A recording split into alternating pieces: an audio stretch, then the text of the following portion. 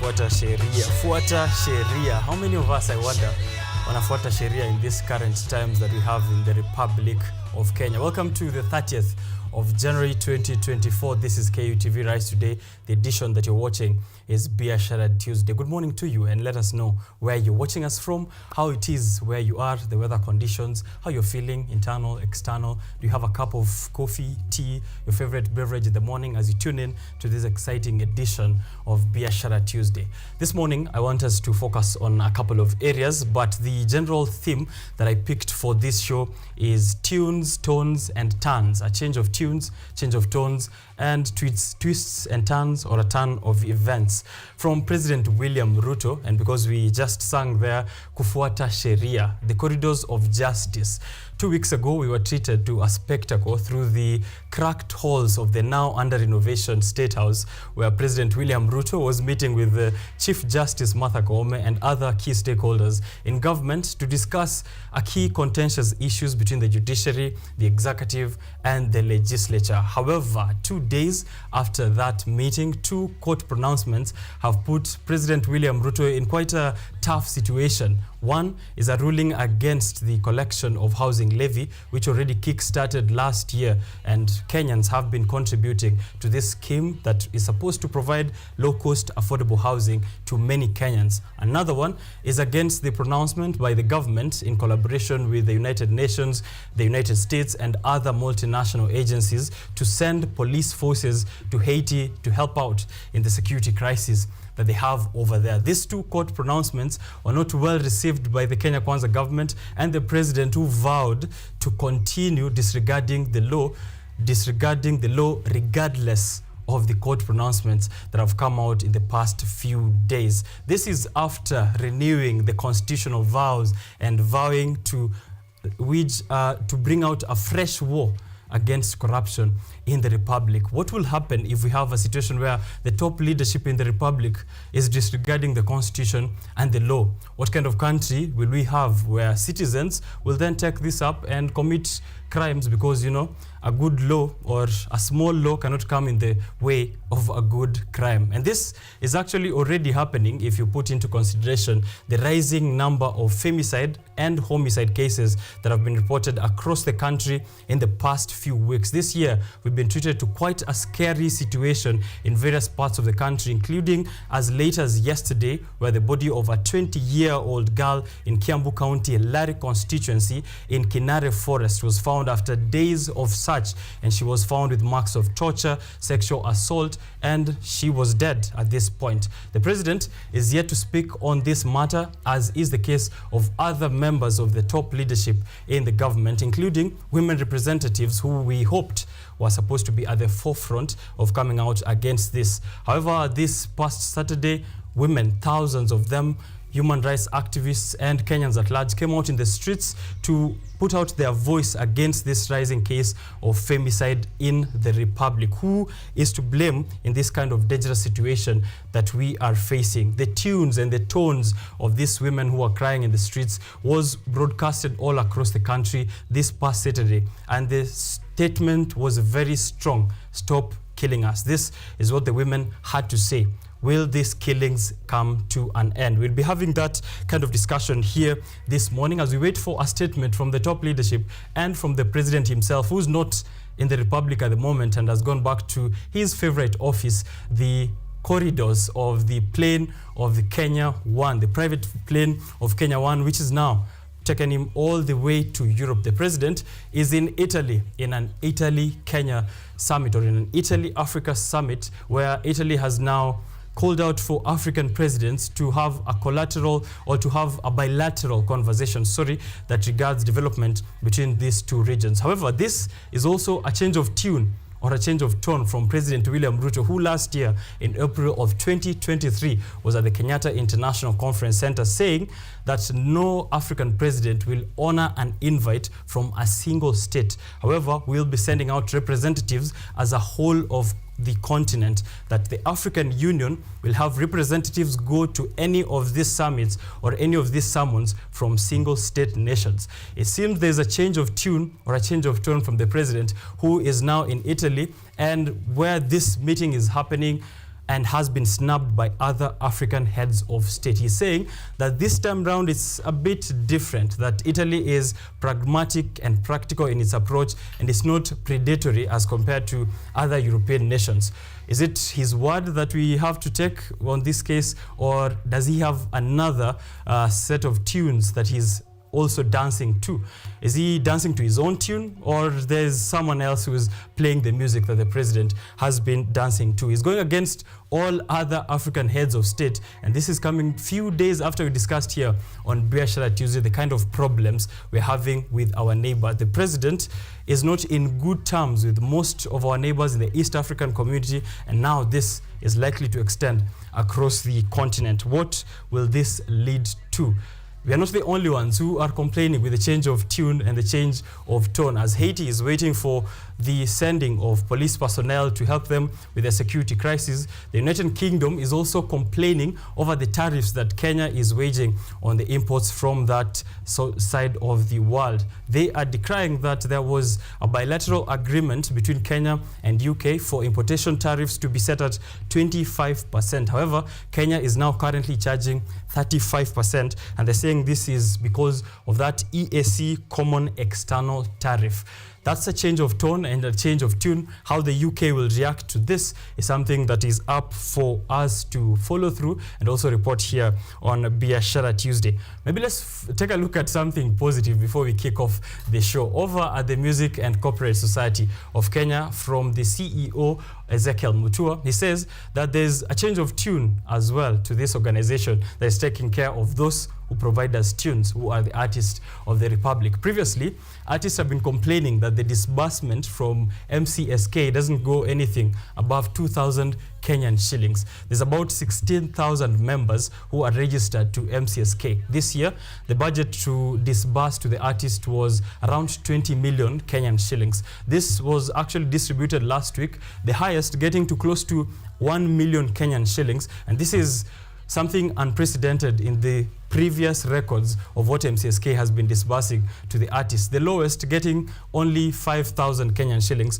Previously, we've seen artists as big as Calligraph Jones and Bien of Sauti Sol getting as low as 2,000 Kenyan shillings. Does this signal a change of tunes, a change of tone, and a turn of events for the future of artists and the business of music in this republic? We will also be keenly following up on that and reporting it on the show that you love the most, which is Biashara Tuesday. And this morning, on Biashara Tuesday, I have guests over to help us get into a couple of conversations. The headlines of the day, of course, we have to have a newspaper review and have over commentators, political analysts, and young men who are keen in taking over the leadership of this republic in the coming few years. They'll be here, and I'll tell you who that is. But before that, we have a conversation on the situation that the youth find themselves in the republic. The rising cost of living is biting hard, and the most affected are the youth, which is the largest population in this republic. On this show, we try as much as possible to get the solutions, to get pragmatic approaches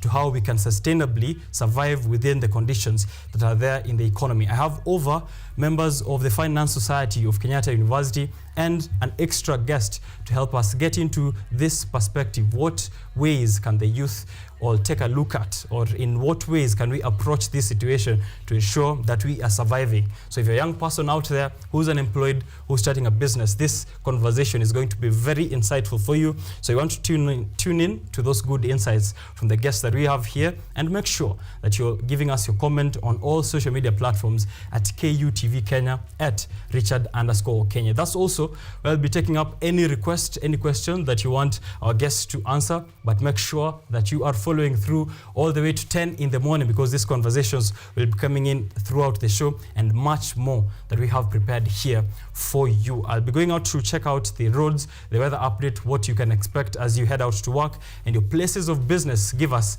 those alternative routes. I'll be right back and to continue with the rest of business on Biashara Tuesday. The hashtag Biashara Tuesday. Just once more, a reminder, if you're watching us from outside this republic, we are streaming live on KUTV Kenya YouTube. If you check us out there, you'll get us, and definitely please do let us know how you find the show on your end. Thank you for tuning in. My name is Richard OKENYE, once more at Richard_OKENYE. Let's kick off this beautiful show.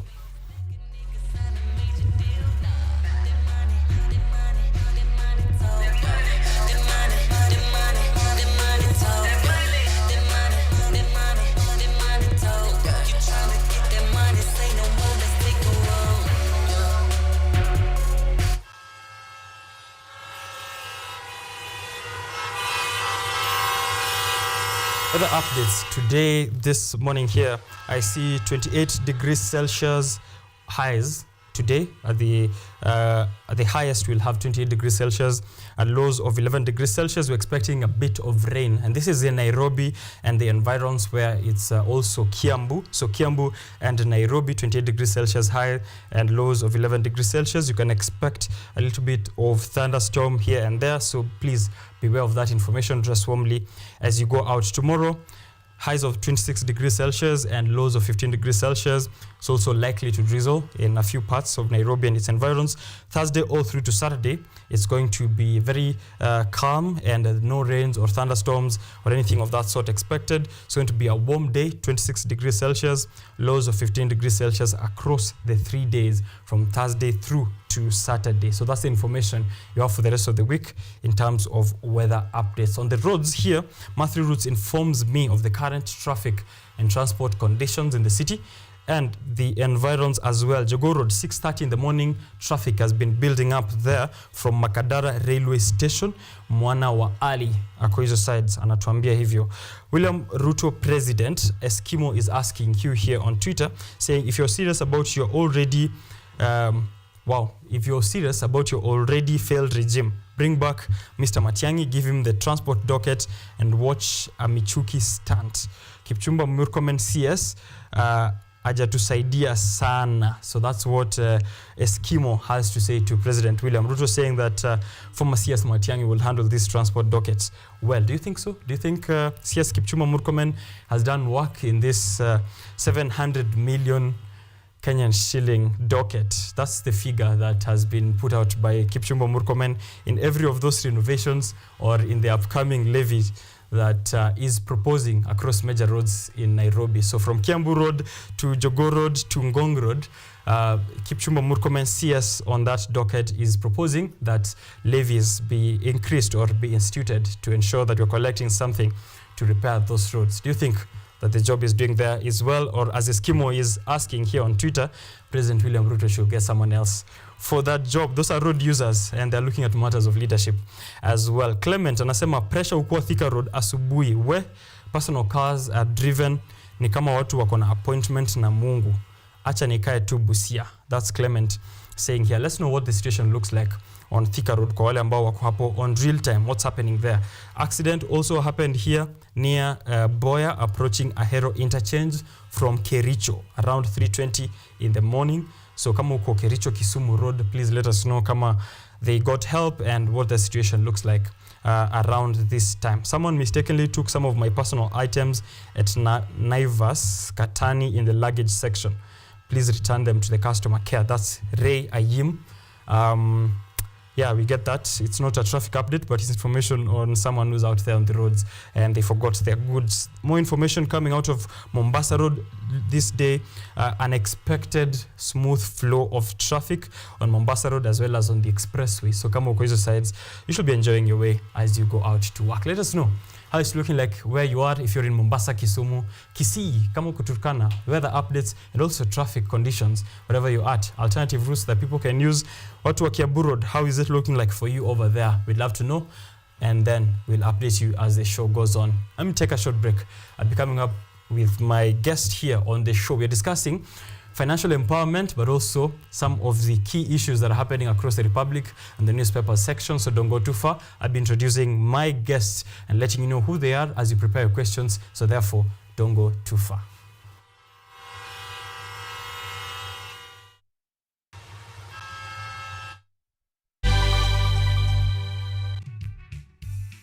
You have talked about giving people who do not have a voice to have a voice concerning this particular community, because 20 years ago this was not an issue, but now it is a debate not only in Kenya but world over. Issues of LGBTQ issues that are now, I'll say, universally, they are major issues, and maybe as a country we may need to look into it.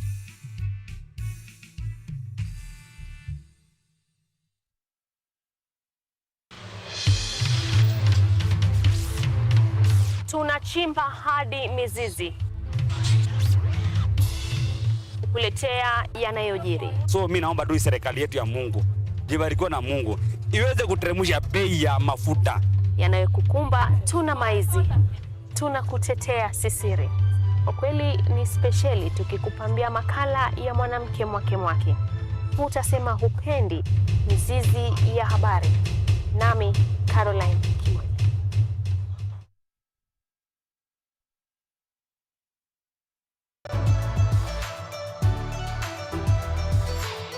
So my name is Jakub Petri. I'm Associate Professor in the Institute of Philosophy of Jagiellonian University in Krakow, Poland. And I'm the main coordinator of the Cafe project, which is being here hosted by KUTV University. My name is Ewa Hudoba. I am a project manager in this consortium. Keep watching cutting-edge research at KUTV University Television.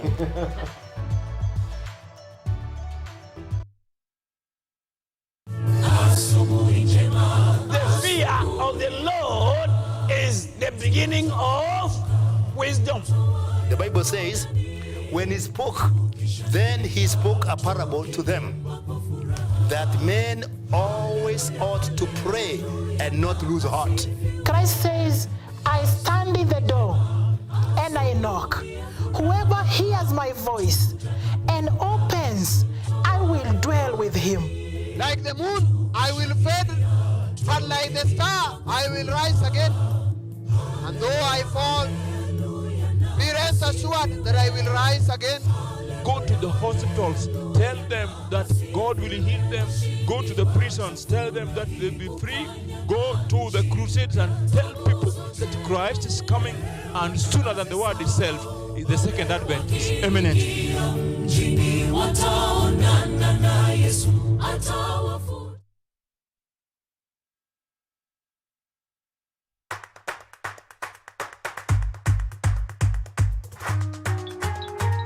What are some of the ways through which you can develop these skills so that you are comfortably fitting into the job? You have to put yourself in positions where you are uncomfortable in the sense that you are not clear about what to do. Because I used to work a corporate job before. So when I left, I happened to visit someone's farm around this area. So this project is called the Security Breach Detector and Readiness Familiarize. It is meant to be used to detect, detonate explosives. We'll tackle all the tough issues, discuss all the weird moments, and hopefully share a few laughs along the way.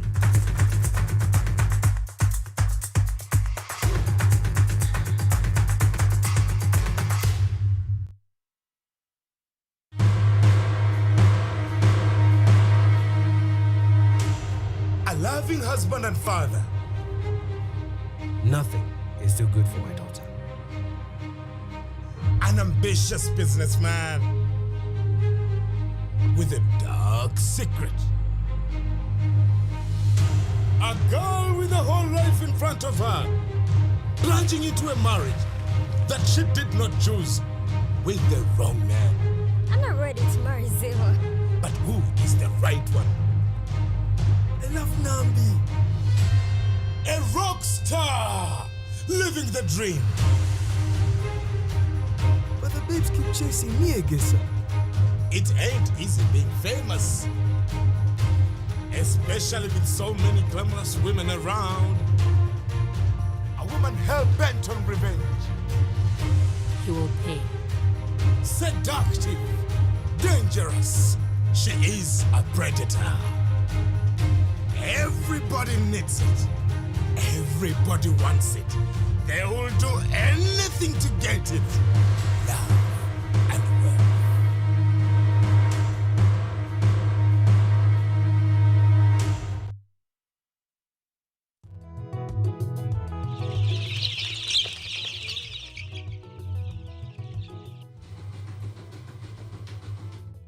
Ni kaunti maarufu kwa kuzalisha maziwa na ukuzaji wa majani chai.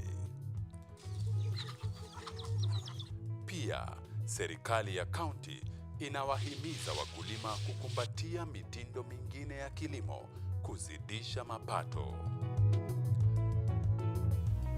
Kama kuna kikundi moja inafanya biashara ya kuuza kuku, hao pia tumewafadhili kuwafunza jinsi ya kuhandle zile kuku kwa sababu wanaleta kwa wingi.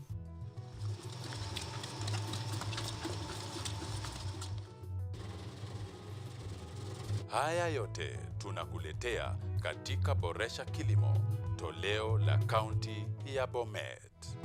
Kilimo ni nguzo kubwa kwa ujenzi wa taifa.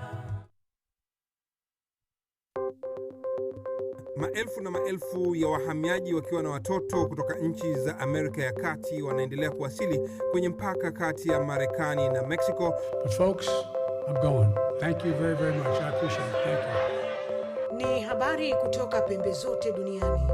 Pepo pasi vuguvugu. Pepo pa ni idea. Sazidi ananyonya, hanyonyi vizuri, anakuwa hayuko comfortable. Jeshi la Jamhuri ya Kidemokrasia ya Kongo linapambana na waasi wa ADF.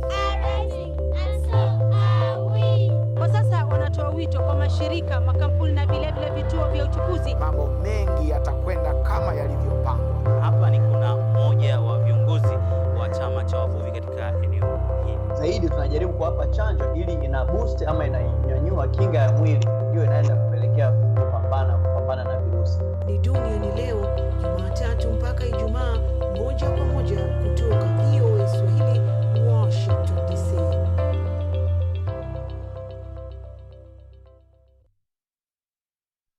Haya, vijana hoye! They speak to play politics. Kila mara yeye ananiwinda kama mnyama. Naambia yeye Mungu iko. Mungu iko na sitarudi nyuma. They speak words strong enough to change policy and the law. We have a very democratic system. We have a system that is based on the rule of law. They speak to the heart of the nation for the nation.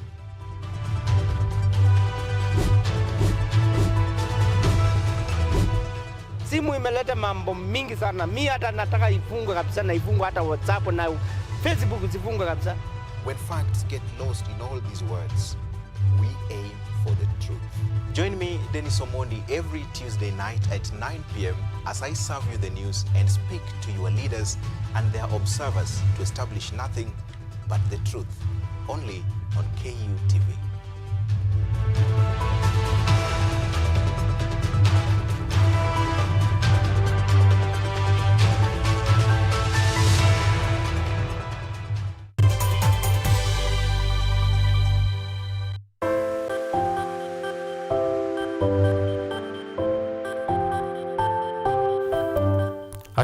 Biashara Tuesday on all social platforms.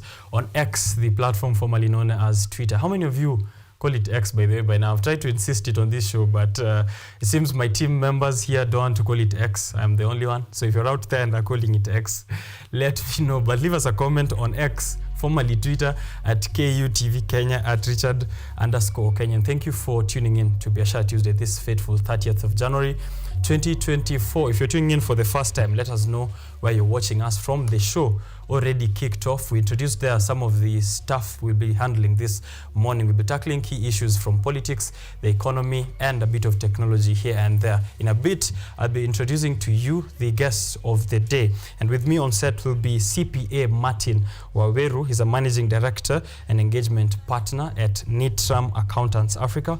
And I have with me as well Ephraim Ochieng. He is a first year of Bachelor of Commerce student here at Kenyatta University and also a member of the Finance Society of Kenyatta University. We are tackling a conversation that is very pertinent and has important insights for you as a young person or as a young business. The rising cost of living. What are the implications on individuals, small businesses, which are led mostly by the youth, and what can we do to survive in these tough economic times? As you prepare for that conversation later, we'll also be looking at the headlines. So get yourself a piece of the daily. I'll be sitting down with members of the Mount Kenya Colleges and University Students Association. They'll be here with me once more. They've been here numerous times before, but this time they'll be commentating on what is there on the headlines and then some of the key issues that are going to affect business in the coming few days in the Republic. So leave us a comment and anything else that you have to say. We'll be right back.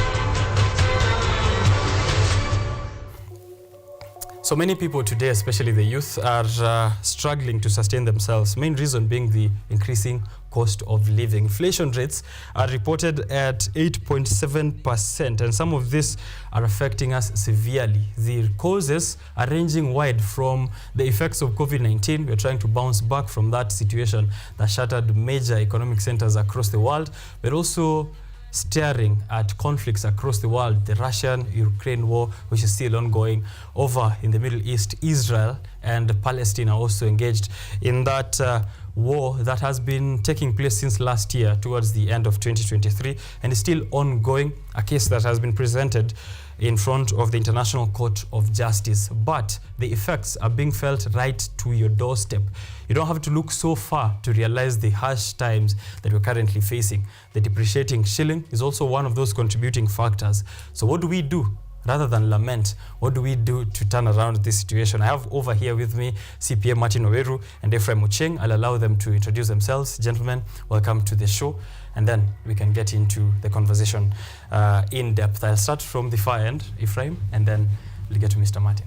Thank you so much for this opportunity. I'm honored. I'm Ephraim Ocheng, a student at Kenyatta University. All right, welcome to the show, Ephraim. Okay, thank you so much. To his right. Thank you, Richard. My name is Martin Oweru, a practicing accountant over a decade worth of experience. Managing partner, Nitram Accountants Africa. We are based here in Nairobi, but serving clients across Africa and beyond.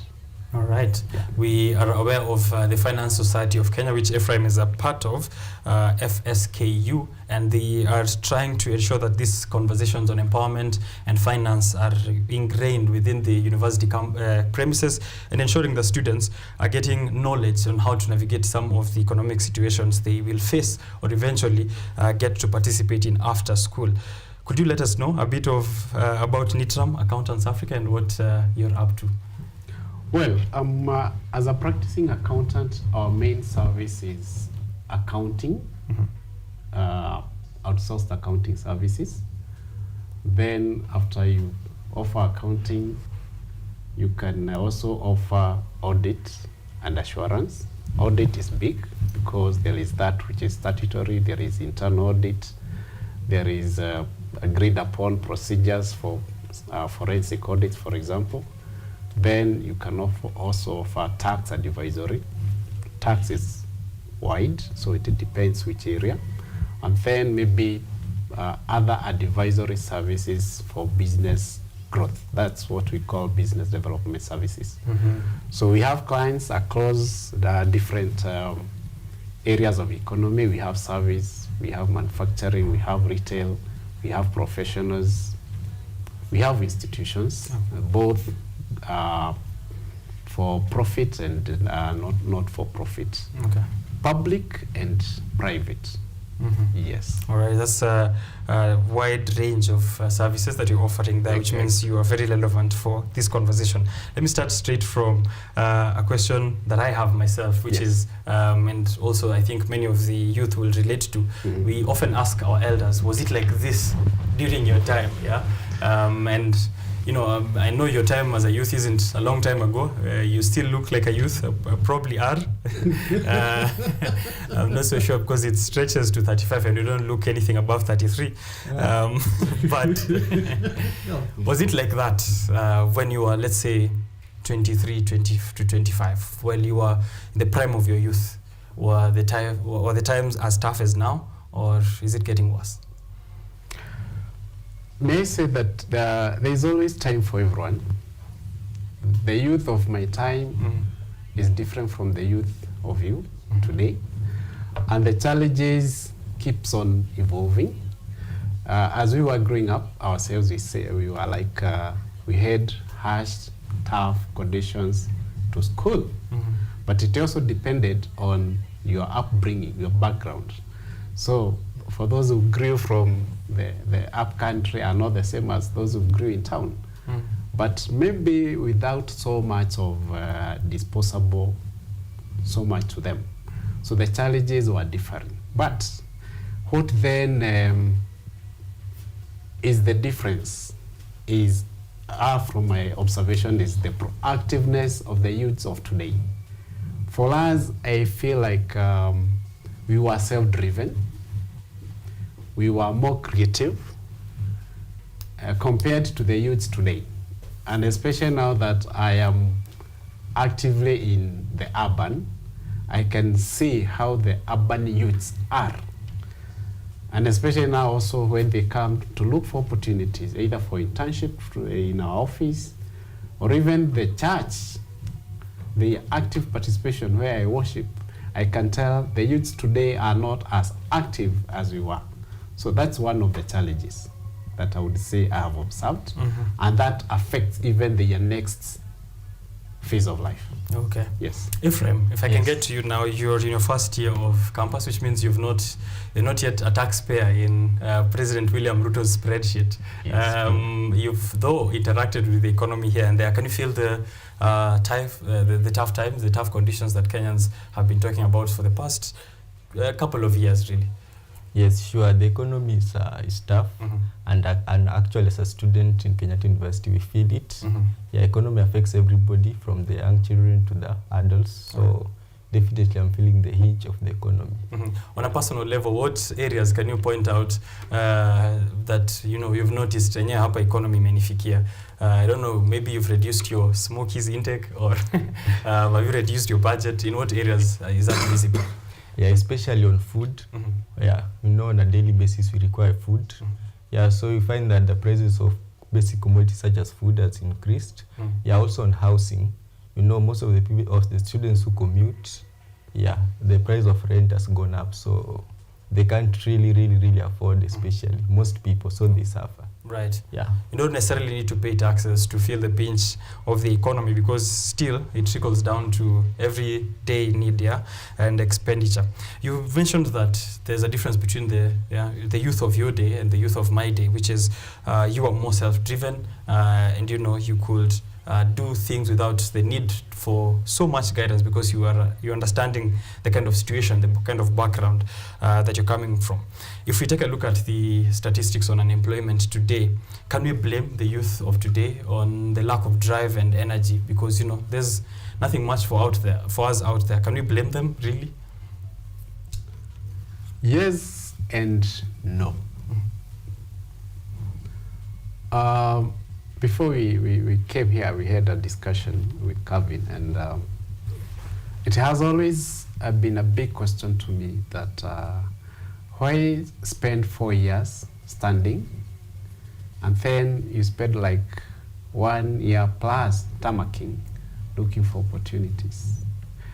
What did you do in the course of maybe first year, second year? You were in the making, you were in the formation, but by the third year, towards the fourth year, did you really had your destiny in mind?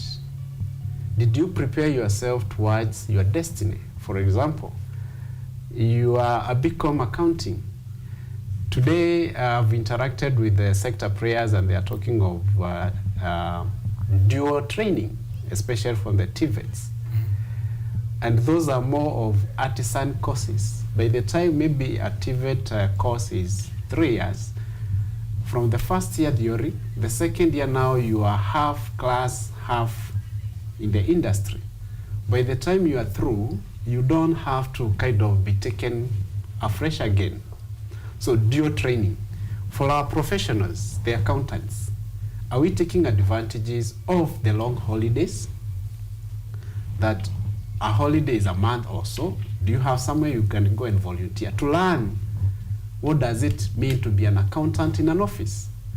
So to us, and this is when we are talking of proactiveness, that today you'll hear even my son saying, wash the car, then you get. Must we be rewarded? Can we do something voluntarily towards the growth? We are keeping stock. So in the profession, during the long holidays, can we do dual training voluntarily? During the internship, can we take the internship seriously? Are we doing it in the fulfillment of academic qualifications so that we pass and we get a certificate? Why then spend the 3 months? So today, if you are lucky to get the internship, take it seriously, learn what it takes to be in an office, learn the beyond the books, because now to be in the office, it is beyond books. Actually, we talk of education being residue. It is what you remember that makes you a learned person. So from the first year to the 4th year when you graduate, what would you remember out of the course? You studied accounting. Is there a difference between accounting and finance? So what is your ultimate profession will you be?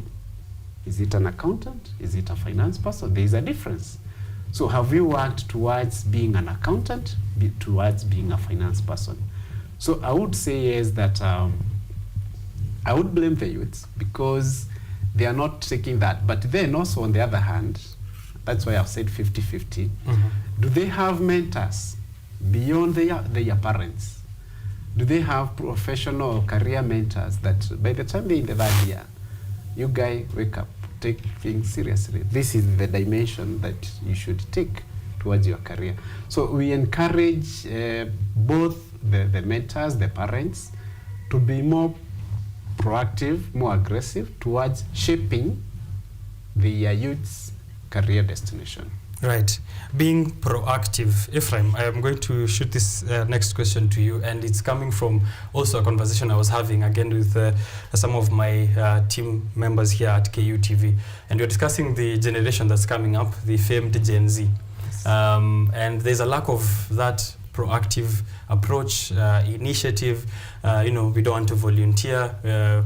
It took years of volunteering, even for myself, to be here on this show, and I'm sure it's the case for you during your time and many others who can point out. But there's a shift in that kind of mentality when it comes to a newer generation known as Gen Z, which is, we have to be paid for anything that we have to do. Do you realize the importance, and what can we do to encourage that, there's need to do that more than for academic qualifications, as Mr. Martin is saying? Yeah, that's true. We find that in Gen Z, this generation, most of the people are not self-driven, and it's a big challenge, especially we interact with my friends, some of them, they're not motivated. For example, on the subject of money, they're not motivated. People think that things come easily. They think you don't make it, to get money, to be rich. It's just easy, something, you just go there, somebody will give you money or something. But it does not work that way. You have to work, you have to volunteer, and that's something which most people don't understand and get it. Most people, when you tell them, volunteer, or for example, start a business, start a small business, you tell them, sell shoes, say, no, I cannot sell shoes. That's very bad. It's not classic. It's not classic. I can't say. But you tell them, business is a progress. Start from somewhere. So for it, that's a challenge.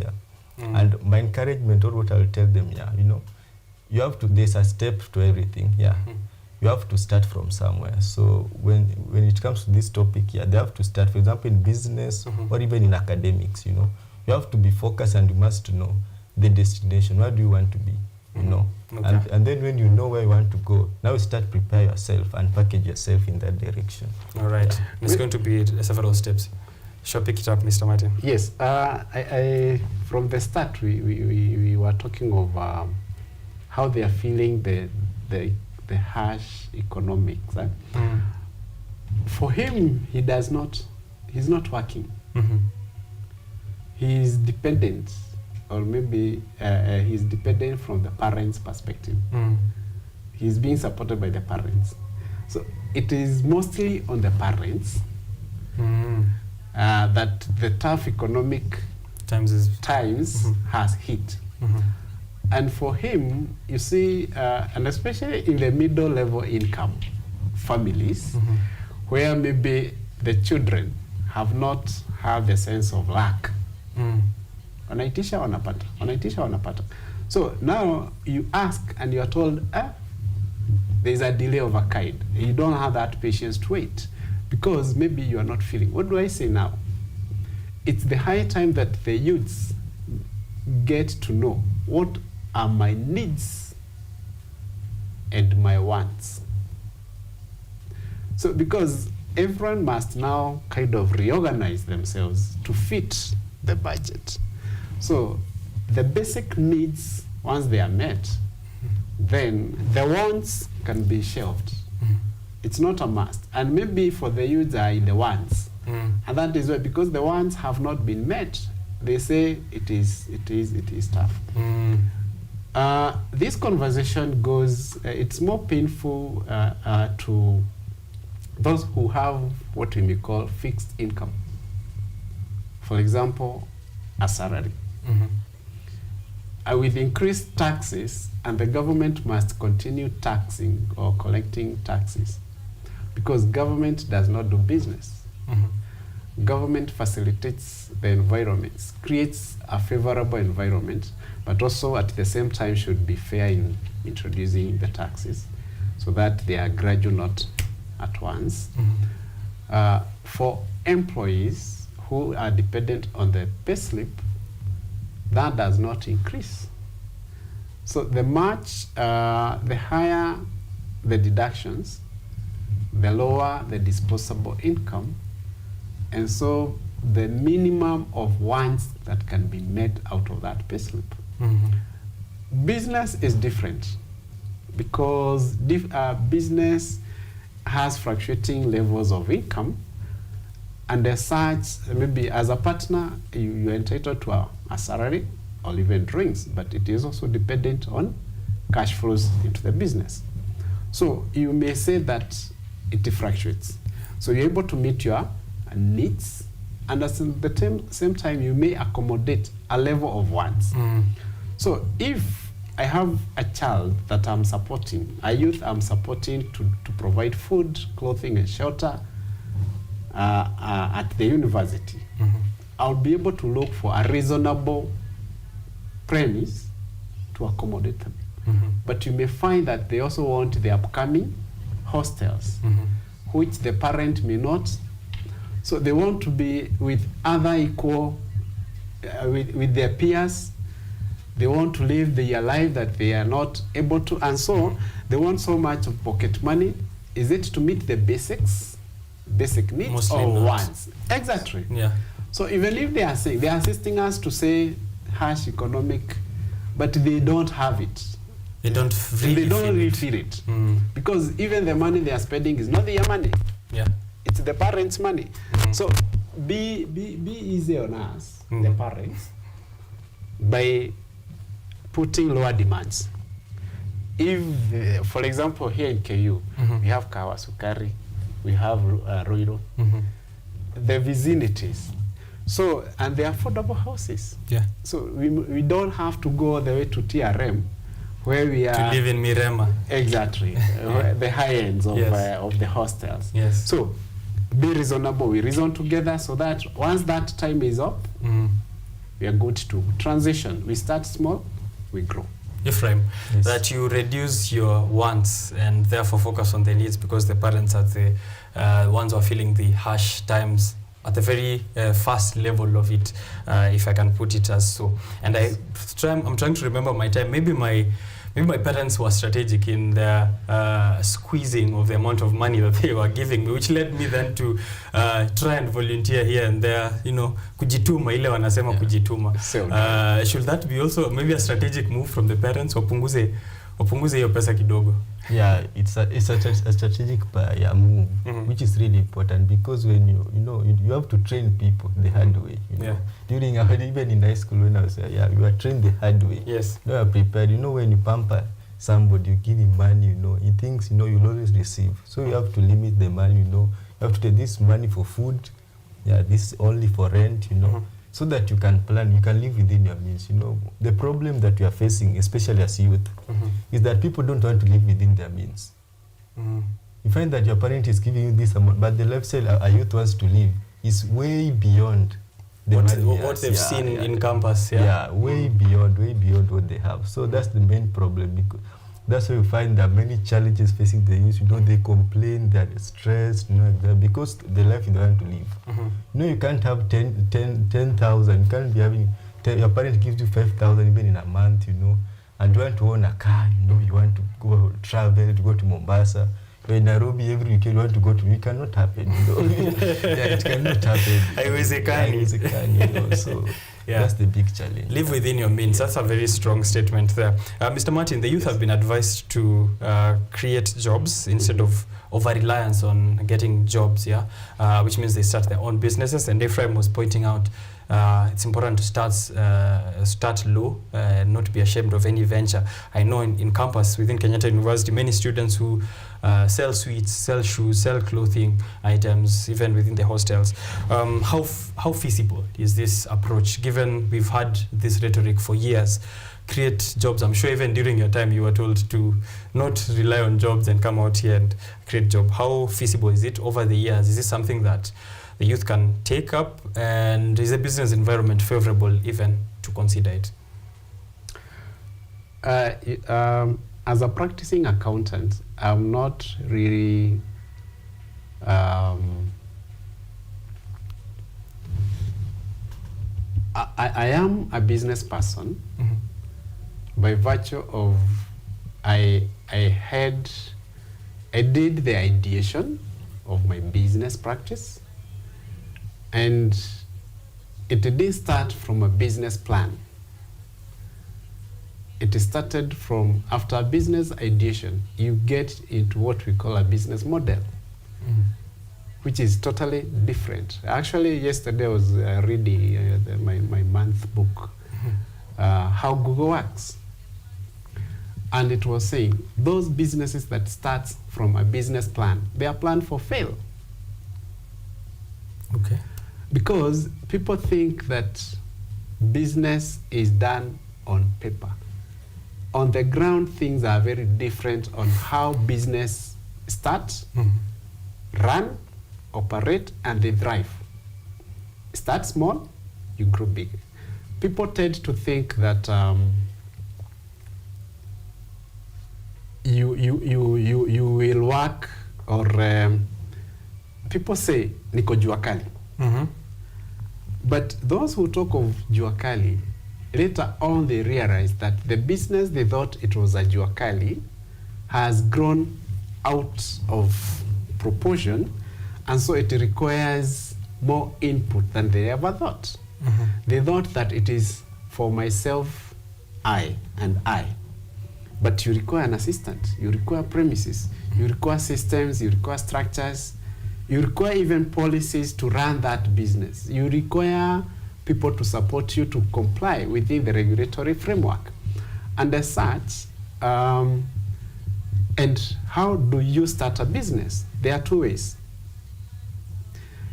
If you're dealing with service as a business, you need to have earned experience over time, so that you can say, now I'm a qualified accountant, I can offer outsourced accounting services, which entails bookkeeping and monthly tax obligations, which would entail I would serve people in the MRI, monthly rental income, filing VAT, filing ABCD. That is in the service industry. So you, as a youth, you must have been made. You must have acquired experience over time. If you are a fast learner, within 3 years, you can be a person who can be depended on. That is it. All right. If you are dealing with products, it's either you have capital, where money will work for you. You'll buy goods and you sell at a margin, and also how to market.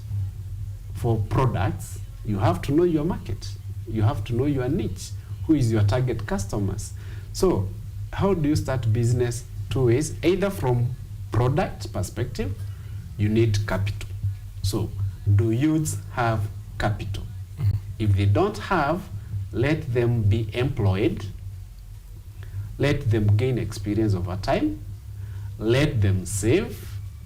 Let them create a seed capital, where they can boost that either from parents boosting, either they can borrow from the SACCOs. Do they even have a savings way from the time they started off earning? Then from there, you can start dealing with products. Then you build it up. If it is service, have that patience to learn, to gain experience, so that in the service, I only started with a laptop. Period. I only had a laptop, no office, nothing, and a modem. And here I am, serving and being supported by over 20 staff, professionals. Right. So it is that patience of being there to allow yourself to learn, and so that then you can start off the business. So you can't start business from nowhere. Yeah. Even if we have the incubation centers, I know, KU, you have Chandaria Business Center. What do we talk about while we are in those incubation centers? Even if we got seed capital, do the youth have the ways and means of managing this seed capital and scaling it up? Do they have the key do they understand the key components of their business model? What are their key costs? Who are their key suppliers? What are the framework within which their business operates so that they can scale it up? Right. So I would say yes, there are those who are lucky to start it off and right through, but we need to have some basis of understanding what it takes to run a business. So that then, we don't say that these SMEs, they start and then at the third year they break. They collapse. No, we want to take them beyond where they have structures and systems to grow them up. Right. And to take them beyond, Ephraim, I understand for young people it will need mentors, as Mr. Martin had earlier actually mentioned when we were beginning this conversation. It's going to take a lot of patience, as he said, to learn, to grow, and some of the issues that people do point out, of course, is that lack of capital for young people to start. And you mentioned earlier yourself that you can start small, which means it requires a little capital that you can do through saving. Given the uncertain economic times, do you find it feasible yourself to save? And if so, what strategies do you use to build up a financial cushion, and that you can advise other young people to also have a look at in trying to get themselves financially secure for the future? And in what ways do you feel a mentor will be valuable? In what ways can they patch themselves in to your life, maybe from your perspective, but generally speaking, the youth? External help, external guidance, in what ways do you think that can be incorporated even within university, within the lives of young people, to ensure they are financially secure for the future? Yeah, so well, I'll say this. Yeah, when you see there's a situation in the country, for example, economic times, they are very hard, and you see many people complain, most of the graduates, they complain there are no jobs, you watch the television, they say there are no jobs. You can't think the same way, the first thing comes from the mind. You have to change how you think. I can't see when people are working there and they fall, when someone reach there, they fall, and I also decide and just follow those people. It means there's a problem there. So the first thing, you will come and analyze what's the real problem, for the unemployed people. What's the real problem? You find that maybe, and this is the most problem, they don't have the required skill in the market, they just read, PDFs here, lectures, then they reach the market, wonder, it's all the same thing. This in the papers which require the job. So they have to, and you realize when I say they are required skills in the market, and they are the ones in the paper require mentors. Those people in those fields, those who are practicing, like CPA Martin, you require them. They are the mentors. Like personally, I receive money from my parents, yes. There is a help from the government. When you receive, what do you do with this money? Go party. No, that's the big question. That's what most people are doing. Yeah, what do you do with this money? Go celebrate. Let's celebrate this over 1-2 weekends, it's over. Come on. But for people, for wisdom costs that when you have this such money, you save, put it into your account, and you start thinking, what can I do with this money? Which business can I go into? What can I do? Can I save? Do I have an idea? And you just, in business, you can't just take money and go and start any business. You have to analyze the market. What do the customer needs? You have to go and talk to the people. What do they want? And personally, I also have mentors. I have mentors, people who mentor you. When you have an idea, you talk to them and they'll tell you, no, do this way, this is the right thing to do, this is the right way you have to do. So, and it's works over time. It's not one thing, you know, meet a person who tells you everything. It is a journey. Right. And a journey of 1,000 miles. So step by step, you know, you need mentors that will walk you through the journey until you reach where you want to reach. Right. But most of the youth, the problem, they don't have mentors. They just live. They don't even have ambitions. You know, people just live as if they don't have any ambition. You know, they don't have anything they want. That's the biggest problem. Yeah. And I think for the universities, I'll say that's a very big challenge. And they really need to work on it, because you realize that most lives are wasted. Even from the KCSE, you realize most people don't even get the minimum requirement to the university. Now you take the number of the students who are at the university, you take the TVET, you know, the vocation. How many people don't end their schooling at Form 4, after Form 4? Where do they go? What do they do? You know, that's the biggest question, and that's what contributes to the high cost of living, high, crime rates, you know, because what do? They don't have jobs. They go and burden their parents. You know, the parents school you up to Form 4, up to university, then you go back home. You know, I think the youth need to change how they think, because one of the things I always tell myself, you know, after graduating, I can't go back home. You know, what are you going to do? That you wake up, and your mother cooks for you. It doesn't make sense, you know. So you have to really plan for the future. For example, I'm a first year, yes, but I'm already thinking about after fourth year. What happens after fourth year? Yeah.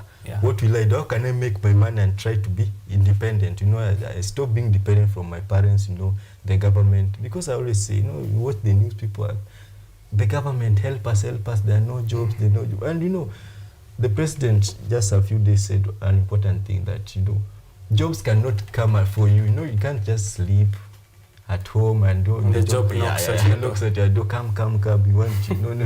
You have to be aggressive. You know, you have to go for it. You know? Okay. When the times are getting tough, how does it go?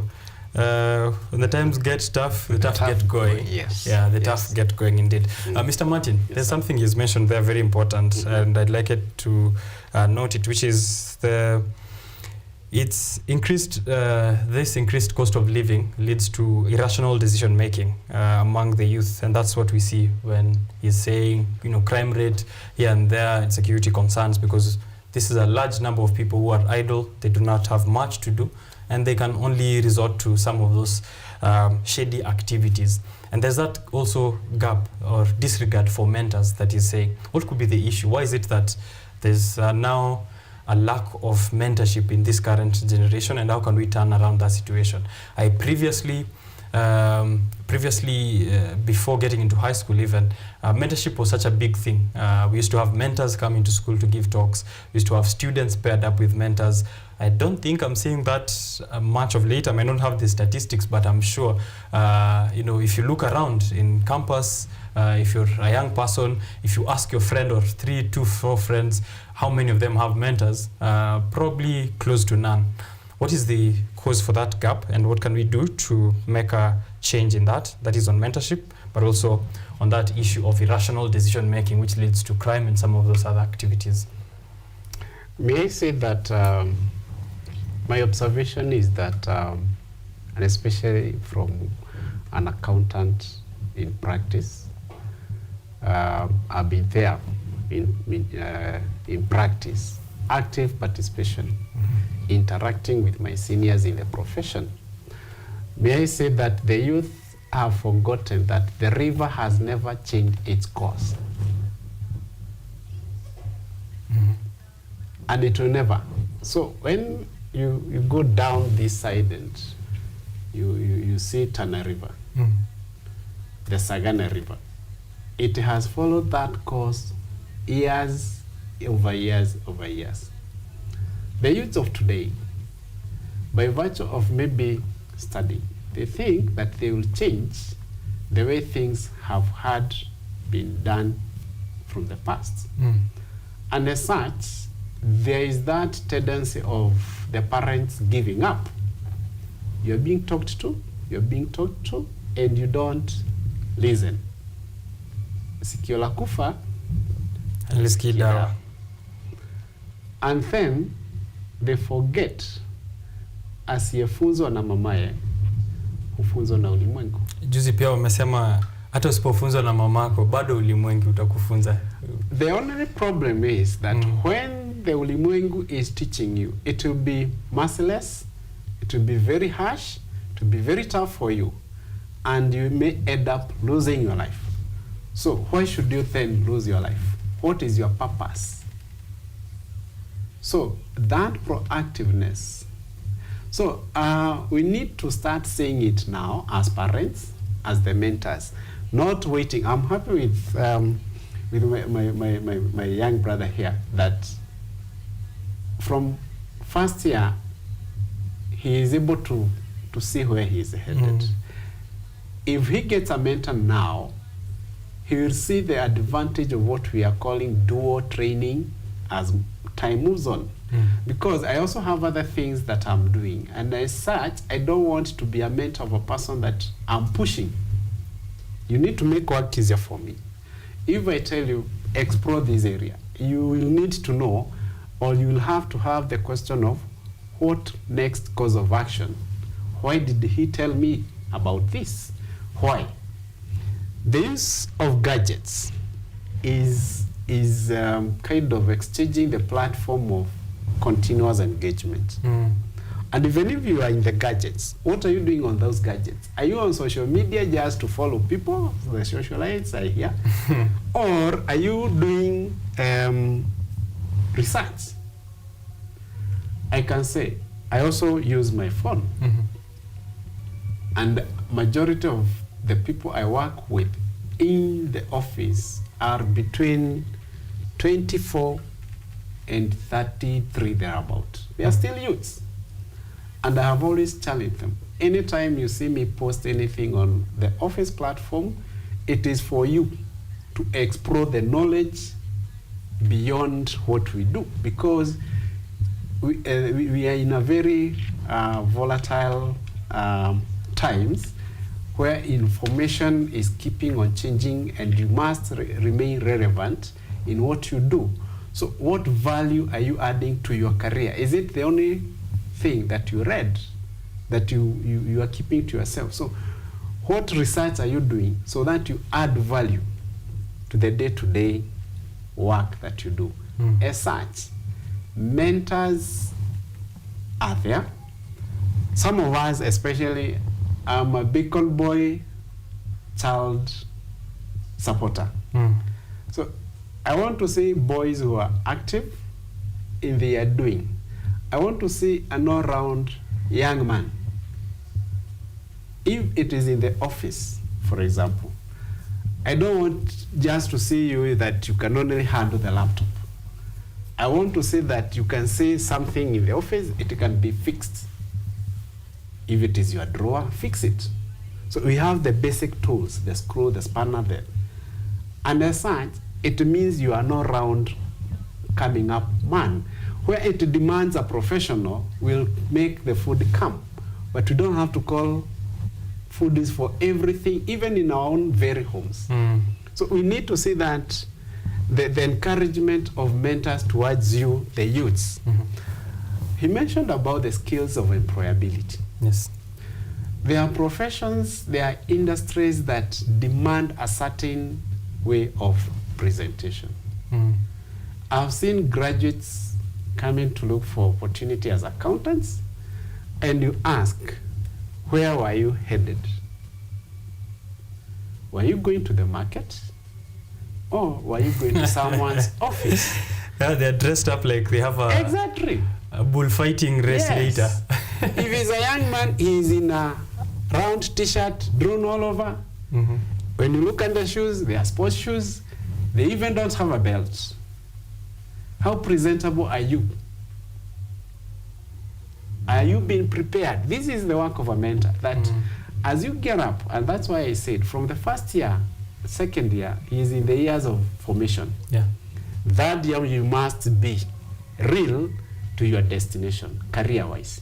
So start changing, because your parents may not have it. But within the network of your parents, I may I would like to be associated with your son. I like the way your son presents himself. And where do I see your son? For example, maybe it is that at the church. He is actively in the youth. He is well presentable. I'm a Catholic. So presentation is important. Presentation is very key during Mass. So that way, I like that young man. I like that young girl. The way she presents herself, the way he presents herself. Don't overdo yourself. And especially, a youth stage is a stage that is short-lived. There are things you'll do that will hurt the rest of your life. So are you being mentored that maintain yourself? So that then, year 3, long holiday, come, we groom you. By the time you're exiting, you have even boosted your self-confidence, because personally, I even don't look for papers. You tell me you are a graduate of accounting and you have professional course as a CPA. I'll have listened to that. But I want to see your self-confidence, because I will send you to the client. What if you find a firm, tough client and is one of our high-paying clients, and then they ask you the question, and then you're not able to face the client?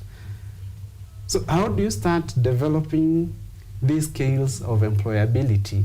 It is by gaining self-confidence. This self-confidence does not just come overnight. It is a journey. It is the work of a mentor.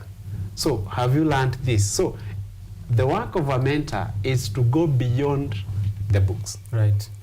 And as such, if you have a mentor, then you have no time to do other odd jobs that will cause you to be punished by the ulimwengu.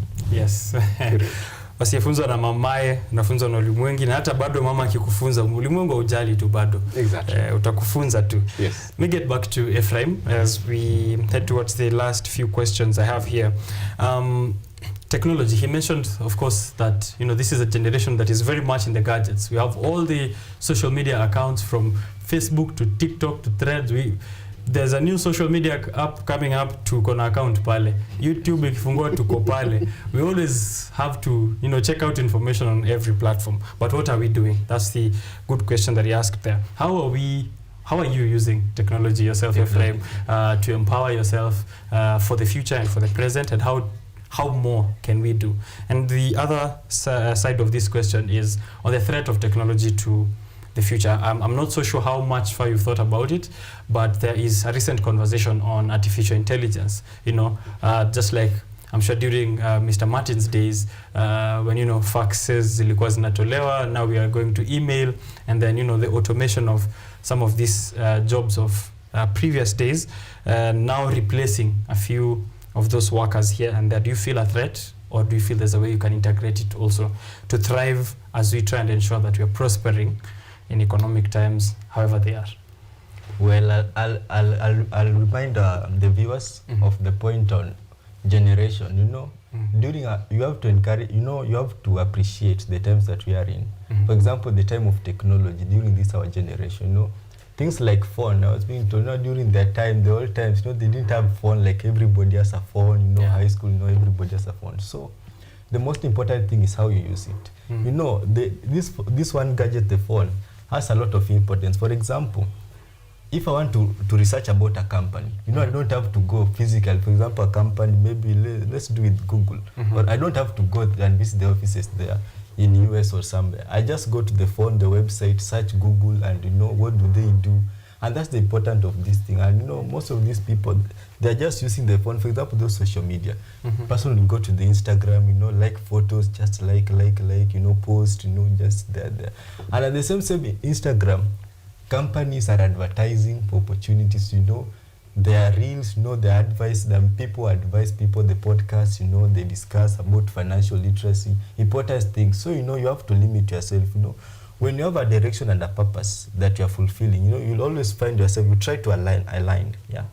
When, for example, when you want to, maybe you want to be rich, you see people driving big cars, and you wonder, how can a person drive a 22 million vehicle? You know, you have to know how much is this person earning, what is he doing, and many people say, you can't earn this. For example, a 22 million car from a salary of maybe 50,000. You know, how will you save until and you have your expenses? Yes. How will you drive? So you have to know that when you get such a question, you ask yourself, how did this guy get this amount of money, 22 million to buy a car, a house worth 200 billion? There must be something. So start using the internet, research. For example, these people, they mentor, they do a lot of podcasts. They talk. But more people just assume. You say those are very boring things. Get a conversation where we speak about money, on what to do, what not to do. And people say, those are boring things. We'd rather view what the socialites are doing in Dubai. Those are boring things. And those are the things which most youths need to be encouraged. To take that. And because right now you can just go to YouTube and, for example, search, about just a topic or, financial literacy. You'll get books, But one man said, when you want to, Africans hate reading. Africans don't like reading books.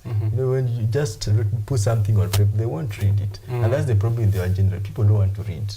It's getting worse by the day. People don't want to read these books. I know information is, if a person, writing book is transferring what he has in his brain to the book. And when you get such, you need to really get these things such as books, For example, I read a lot of books, for example, Cash Flow, by Robert Kiyosaki. It has a lot of things. It tell you, how to, the quadrants, the small business, big business investors, People need to learn these things such as investment. People don't even know what is investment. They don't know.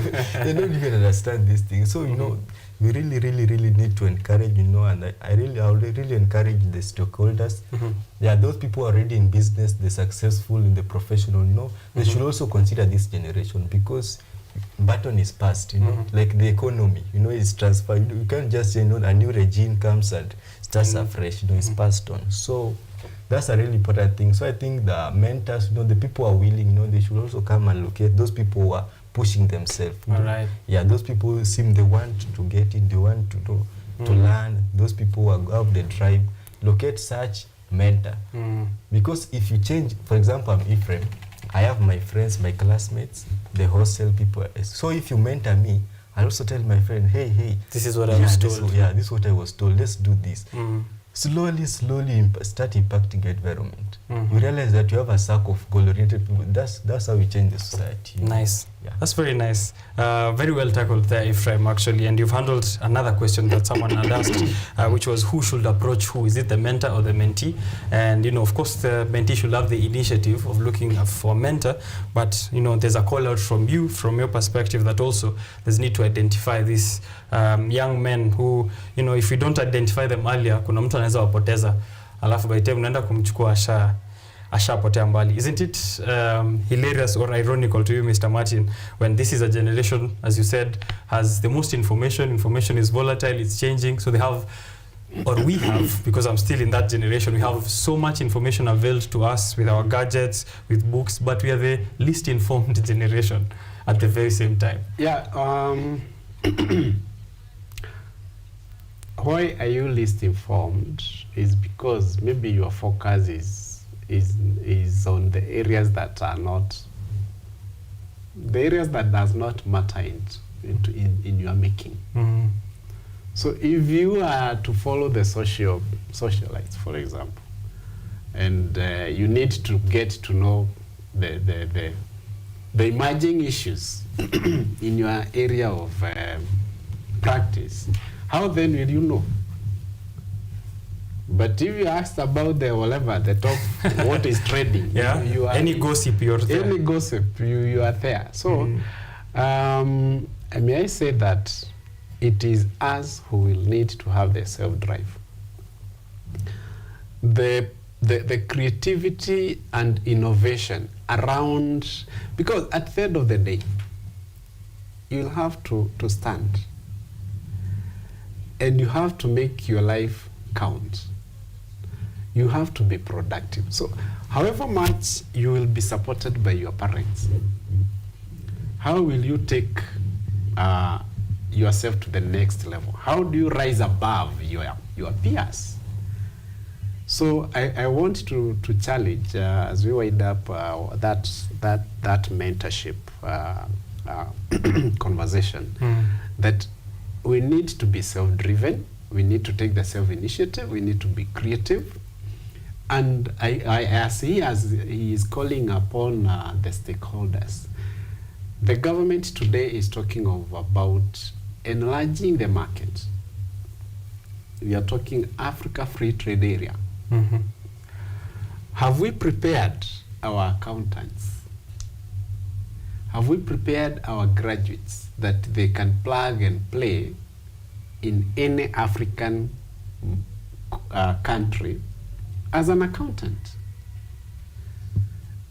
We are too much concentrated in Kenya, and actually majority of us think that jobs are in Nairobi or they're in major towns.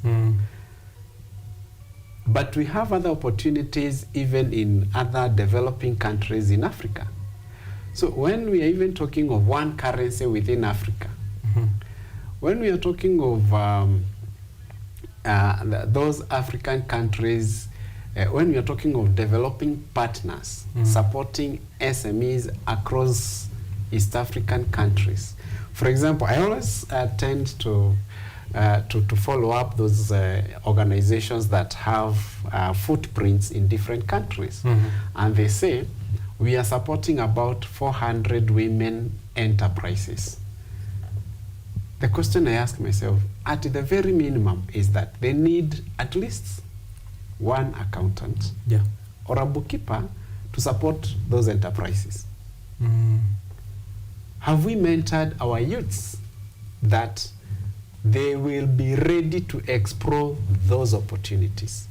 Yesterday, I was listening to my vernacular radio station, and the news during the news time was like, the PS labor are encouraging the embassies that as they are out there, as they fish out opportunities there for the youths, they look for what is the job market, what opportunities are outside there. And we have always had, even the time of at the CS Moses Kuria, you had, say, they had an agreement of about 25,000 jobs created out there. Yes. So as an accountant, I asked myself, what was the portion of the accountants in the 25,000? And have we mentored those youths that they will not go there and embarrass the profession? Can they go plug and play in the industries they will be connected to as accountants? So have we done what it takes to prepare these graduates towards the career? And you see, that way we will also have to balance that, such that even the issue of the families, once as a young man, and especially a young man, because men are the heads, so they have to remain focused. They have to know themselves, the self-identity of a man, such that when the time comes, they'll be able to also to start their families, because number one, they have supported themselves. They have led themselves. As a young man, have you led yourself? Can you calculate growth milestone of yourself, career-wise and all round? As such, as you grow, then you'll need to grow on other spheres. Like now you get a family. You'll be able to support a family, and you bring up a family in the right way. Because family also has responsibilities and obligations that are to be met. How will they be met? They'll be met out of being productive.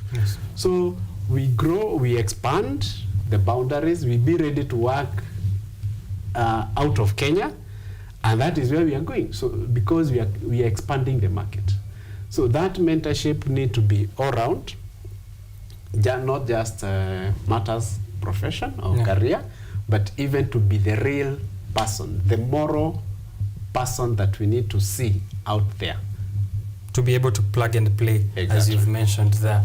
And aptly, I think I've also picked up something for myself, which is whenever someone is, or whenever these organizations or the Republic is announcing some of these bilateral trade agreements and collaborations with other countries, whether it's in Africa or outside, it's important to also think from an angle of your skills. Exactly. This is the agreement Kenya has had with the US. They're doing this and this, so where will my skill be needed here? How can I perfect it to ensure that I'm fitting within these spaces? Thank you very much, Mr. Martin, for that one.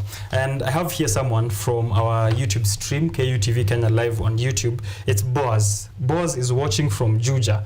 And Asema, I love the topic at hand, though we have other youth out there and are doing all they can to make ends meet, but their efforts aren't being recognized. Which help can be accorded to such? That's Boaz asking. I think from what I've picked so far, I don't know, maybe you guys have something else to add on that, is of course to look for mentors who are relevant within the skill sets that you have, and to learn what the industry needs. And then eventually, of course, your efforts will be recognized. Ephraim said that, you know, opportunity won't come knocking to your door. They say that it doesn't knock twice, but it won't knock at all if you're just sleeping and waiting to be recognized. I don't know what sort of recognition he means, but do you have anything, gentlemen, to answer to Boaz about the youth who are out there doing all they can to make ends meet, but their efforts aren't being recognized? You see, what is it that we can't make the ends meet? The challenge of the youth today is to make it big once. Mm-hmm. And you want to start big once. It never started, it has never happened. So as long as you're able to meet the very basic, be proactive. Some of us started with odd jobs, but that was not your destiny. Mm-hmm. Listen to very many big people outside there. Some ladies started from being house helps, but they were not destined to that. It is in the meantime, as I do this, I'm focused. So be out there. Young men, indulging with drug abuse as a solution to frustration will just take you into deep problems. It will not solve anything. So my encouragement is remain relevant. Associate yourself with the people who matter. Make yourself presentable. And that is why I'm saying majority of the youth don't even go to church. And even when they go to church, they stay away from their parents, from the parents' networks, because even the way they are dressed, they don't want to be. You get? They don't want to be seen. They don't want to be seen. Mm-hmm. But how will you then be supported by the network that is available? Yeah. You won't. So how you will be relevant, how you'll be able to make the ends meet is by associating with the people who matter at that very moment, so that any possible opportunity, where is your son, where is your daughter, there is an opportunity coming. But where will you find yourself if you are far away from us? Yes. That's a very good one. Yes, and don't choose. Don't choose. And the artisan skills are also very important. Today, if I tell you maybe to handle a saw, to cut a timber, you may not. But for us, even to do a chicken cubicle, we will do it. Basic skills. Very basic skills. You are no round young man. Yes. So where there is a construction site, you can go and have participate in that. What are you looking for? You are not looking for money to invest. It is for simple upkeep. As you wait, as you proactively engage people to connect you with the right direction. Yeah. Yes. It doesn't mean if you're beginning a Mayai business, you want to become the best Mayai seller ever. No. That's just for a time being. That's true. Yes. That's true. Definitely. Here, good morning, OKENYE. Looking sharp this beautiful morning. This is Ashley Asachi. I'm getting insights on how to live within my means from Ochieng. That's Ephraim here. Anasema tutajaribu tu. So umewambia wa live within their means. Ashley Asachi anasema tutajaribu tu. Tuned in from Gong Road. Thank you very much, Asachi, for watching this show here, and continue sending in your feedback. Gentlemen, I think time isn't on our side here. It's 8:40 in the morning. Let me maybe just to read one more and then get a key takeaway from both you gentlemen. From your perspective, you speak to the youth. What you're doing yourself, maybe to cushion yourself these tough times.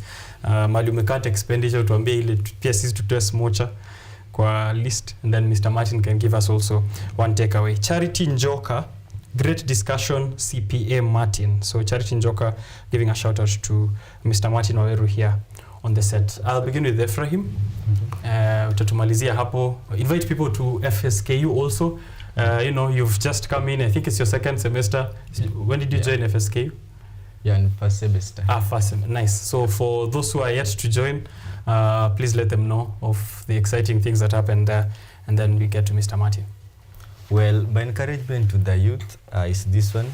Yeah, let's be focused, in what you are doing in life. Let's get the right mentors, Let's try and push ourselves, The economy is bad, yes, but there's something we can do. Let's push ourselves, let's try work. Don't judge work, I can't do this, I can't do this. Do anything. For example, like me, personally, I have most of my friends ask me, well, how do you manage?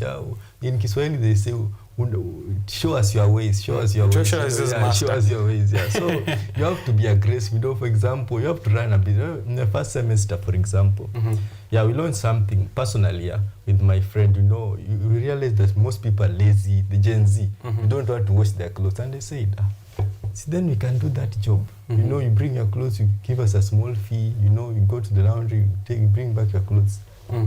Wonderful. And more people say, no, I can't do such a thing. And you're earning money, You can get money from such things. So you can also go and look at your environment. What can you solve? Which problem can you solve? Yeah. That's my encouragement. Yeah, even the lazy people are a source of income. Yeah. Yes, just really what the lazy people need and then offer that to them. Yeah. Okay. FSKU, you see the opportunity like today. You're seeing a young person, a first year student, on a TV show. That's wonderful. That's courtesy of Finance Society of Kenya, Kenyatta University. So to the Kenyatta University students, I will encourage you to join this club. It's a wonderful society.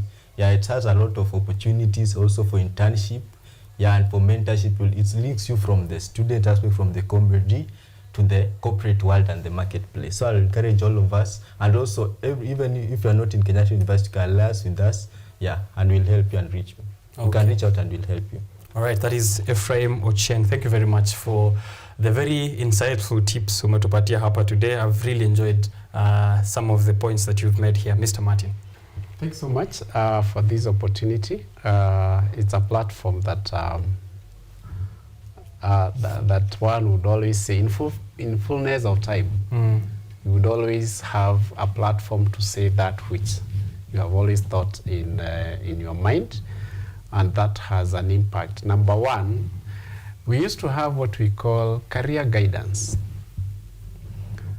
And like today, we were celebrating Data Privacy Day. I think yesterday or in the course of the week, yes. Okay. And in KU, there is a program that is called information, whatever, Diploma in Information Technology. And Records Management. My question is, and now what we had discussed about BCom, Bachelor of Commerce, that people, the people in the School of Business, do they really know what is their ultimate destination in the career? Are you able to align yourself after the 2 years of formation towards the career destiny? Are we able to say there is a difference between accounting and finance? Because then there is a lady who came to our office and she said she has done economics and statistics. Then she had an exemption in CPA section 1.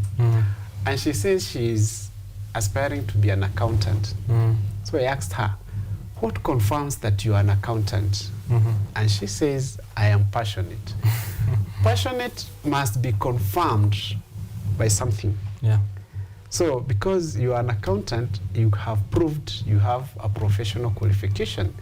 So I am desirous to align our graduates towards the market expectations, and especially in the line of School of Business, so that we match the qualifications with the market and the career expectations, such that a person who has diploma in information and records management can see opportunity in the, we didn't have a data protection regulations back then.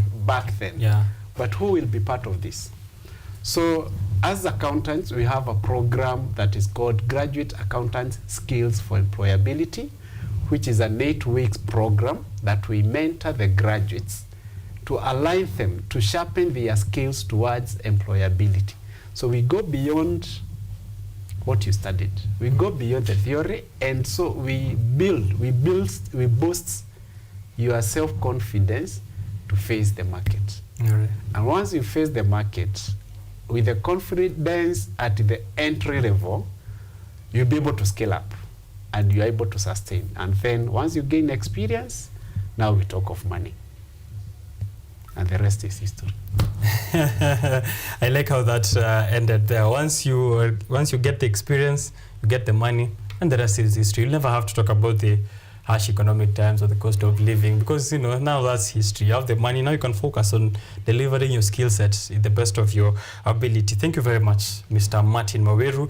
Mr. Martin Waweru is the managing partner at Nitram Accountants Africa. He has over 17 years of experience in managing and providing assurance, taxation, accountancy, financial and investment advisory, corporate governance, and much more within his capacity as CPA Martin. He's joined here by Ephraim Ochieng, who is from Kenyatta University and also a member of the Finance Society of Kenyatta University, who've been able to give them both to us this morning for a conversation on how the youth can survive these tough economic times and the ones that will follow after this ones. If you missed any bits of it, it will be up on YouTube later, KUTV Kenya, that's where you get it at. And then these insights are helpful for you as an individual or a small business. Do let us know if there's anything you picked here or if there's something more you'd like to hear from our guests, and then we can talk to them even outside of this conversation. Biashara Tuesday is going to take a short break. Of course, obviously, I need a cup of water after that heavy conversation, because another one also is coming up, a conversation on what is happening in the dailies, the decisions of the government, and also how that affects business. With my guests of the day, I'll be introducing them in a while, so don't go too far. We'll be right back.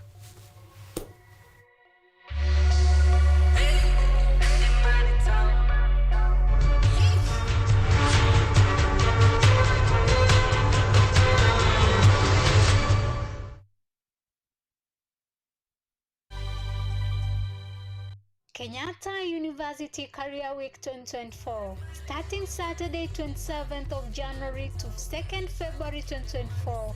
The ever entertaining, educative and energizing high school fair will be taking place at KU Graduation Square from 9 a.m. and live on KUTV Kenya. The event is open to all high school students, free of charge. Join us and learn more on the academic programs and interact with different faculties. Public lectures on topical issues will also be taking place throughout the week, with corporate exhibitions taking center stage as well. The official opening ceremony will take place Tuesday 30th of January 2024 at KU Graduation Square. This year's theme is dubbed Leveraging Technology and Entrepreneurship for an Evolving Job Market. Be part of us as we mark the 2024 KU Career Week Fair.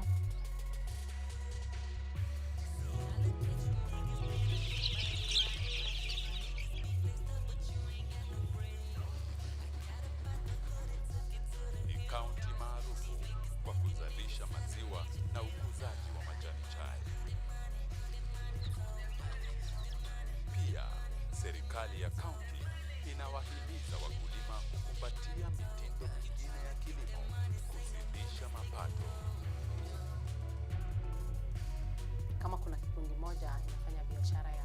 kuuza kuku. Hao pia tumewafadhili kuwafunza jinsi ya kuhandle zile kuku kwa sababu wanaleta kwa wingi.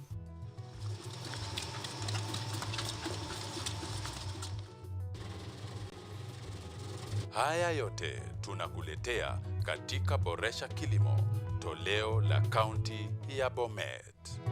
Kilimo ni nguzo kubwa kwa ujenzi wa taifa.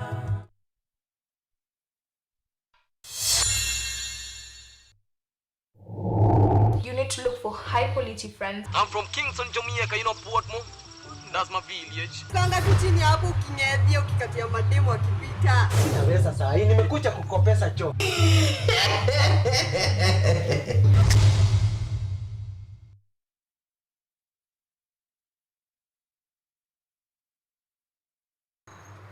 They are powerful and influential.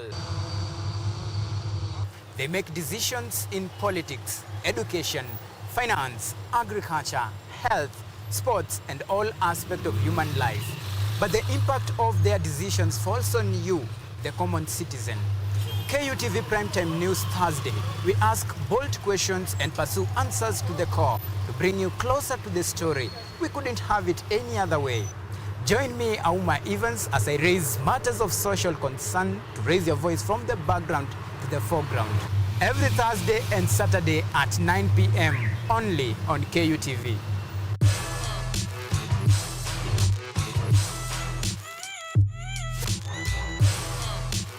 Hello everybody! Welcome to Engine, where we ask the coolest questions in science! Let's go! Is yogurt really just rotten milk? Why do humans need sharks to survive? How did a 12-year-old boy from Africa invent modern vanilla farming? How do you deliver medicine to a chimpanzee? Can poop be useful? How can you save the planet by reducing air pollution? To help us answer these questions, we are inviting some wonderful guests from the world of science. They will enlighten you, make you hungry for knowledge, oxygenate your brain, and make your ideas flow. This is Engine Season 3. Let's go!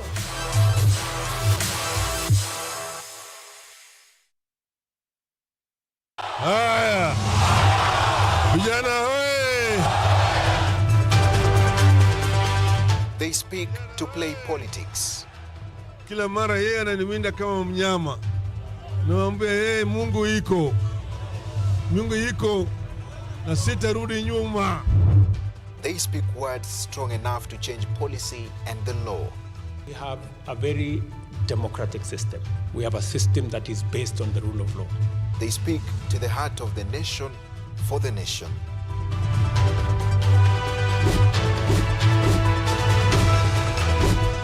Simu imeleta mambo mingi sana. Mimi hata nataka ifungwe kabisa, na ifungwe hata WhatsApp na Facebook zifungwe kabisa. When facts get lost in all these words, we aim for the truth.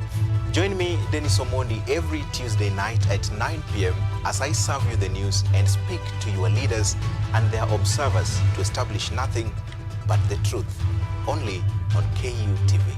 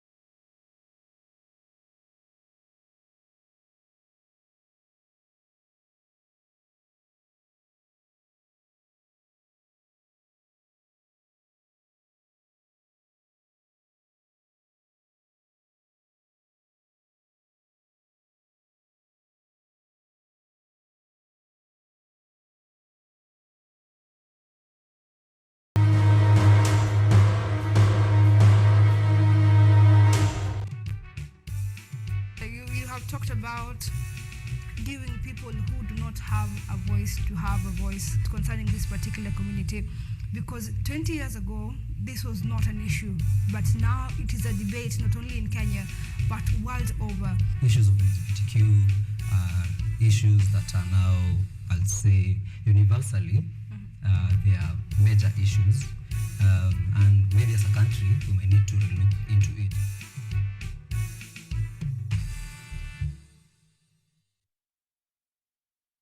Technology, science, innovation, ICT and research. These are the ingredients upon which the solutions to the 21st century problems are founded. In a world that is rapidly changing, it's all hands on deck to ensure a balance in all fields of life.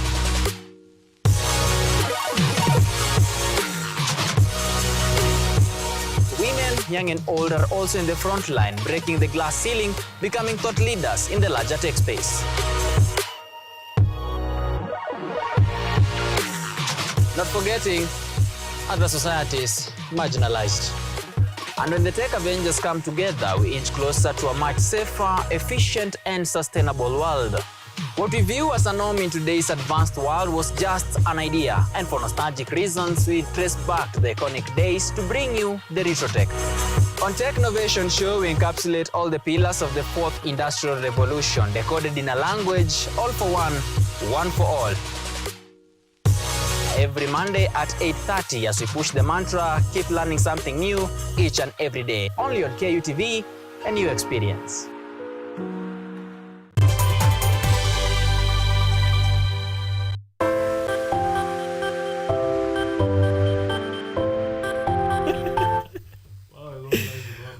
Right, we are having a small discussion in preparation for the newspaper review that is coming up in a few. So thank you for keeping it here on Biashara Tuesday. And if you're tuning in for the first time, please keep it here. We only have a few minutes to the end of the show.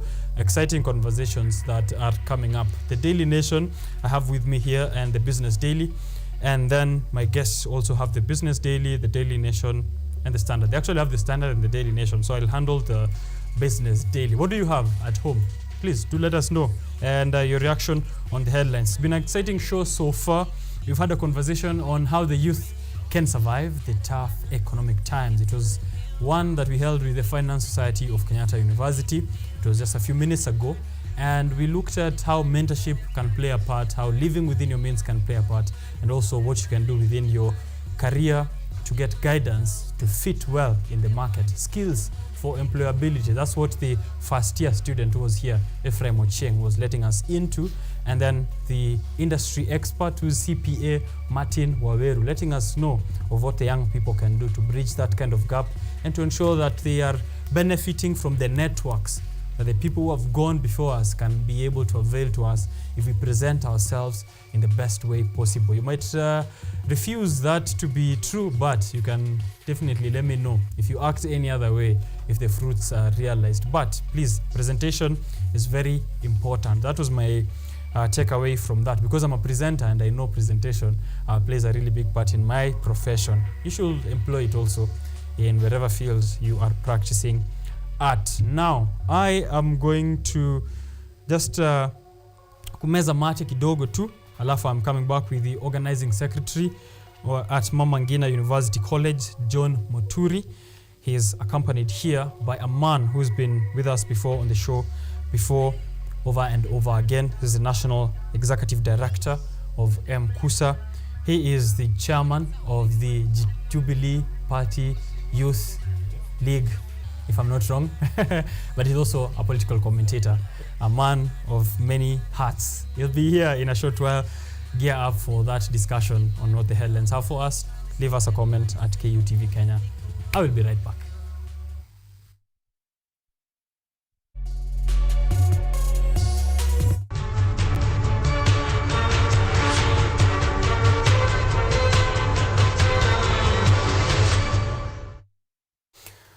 Okay, the Daily Nation. A broken system.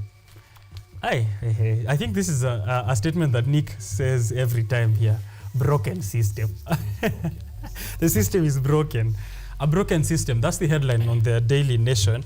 Kenyans in the grip of a corrupt machinery. Delayed national identity cards, dehumanized treatment in hospitals, pensioners dying in penury, and kickbacks to even move a pen. A 7-month Nation investigation that revealed the rot in the people-facing sectors of public service, the humiliation within which Kenyans are treated every day, the putrid fumes of graft that waft into the highest ceilings of public offices, and the deliberate creation of chaos by criminal enterprises that have been allowed to milk, pilfer, and dehumanize desperate Kenyans. Damn, that's quite an introduction to an investigation there that the Nation says it has done. That's the Daily Nation. We'll get into it in a bit. The Business Daily, UK deports Triton scam fugitive to Kenya, ending a 16-year run. The United Kingdom has deported a scam fugitive to Kenya, ending his 16-year run. Devani, who is Yagnesh Mohanlal Devani, the owner of Triton Petroleum Company Limited, has been deported to Kenya and charged and freed on a 1 million Kenyan shillings bail. He's been on the run since 2008. So are these the people that President William Ruto says we should be getting back from sending abroad? So we're getting back fugitives who've been running scams in the UK. We'll get into that. The Standard, which is with Nick, I think I'll allow him to say what the headline has. The Standard, experts. Eurobond debt to make or break economy. A report released yesterday says how the country will navigate the foreign debt payment. Determine development expenditure will define, among other things, the cost of living, as the IMF says its measures are likely to cause unrest. Kenya was saying it will start repaying. The Kenya Kwanza government, let me just be very accurate in my statements today. The Kenya Kwanza government said it will start repaying the Eurobond by December of 2023. We are yet to repay Eurobond as of January 2024, which means we are very closely staring into debt default. What that means for you is something that you want to wait on when we get to that headline. Okay. But welcome, gentlemen. Good morning to both of you. Nick, you are not a fresh face here, but we have one who is a fresh face for us here, organizing secretary. Yes, I have to say good morning to my people. Yes, definitely. In Roysambu. You know, they keep sending me here every day, and very particularly my good friend Mary Nganga Wairimo. We were having a conversation yesterday about one word called Zimmerman. I want to tell the people of Zimmerman, that's the pace. Yes, that's the pace. Good morning to people of Roysambu. Good morning to Mkusa and everyone. Good morning to you, Richard, Director Ryan. Good morning. All right. It's good to be here over and over again. Thank you so much. Yeah. Thank you for coming through. Mr. John Muturi. So good morning, everyone. It's a great privilege to be here on KUTV. I greet all the comrades from the Republic of Kenya. Thank you. And to be specific, the comrades at Mama Ngina University College. Yeah. Yes. How are things over there? Things are quite well. That's the College of the Mother of Kenyatta University. Where my party leader resides. President. You have to be very careful because that's where we come. It's a founding mother. Yes. And you know, when President Uhuru was going at home, Kenya government said they're going to send my party leader to Ishaweri.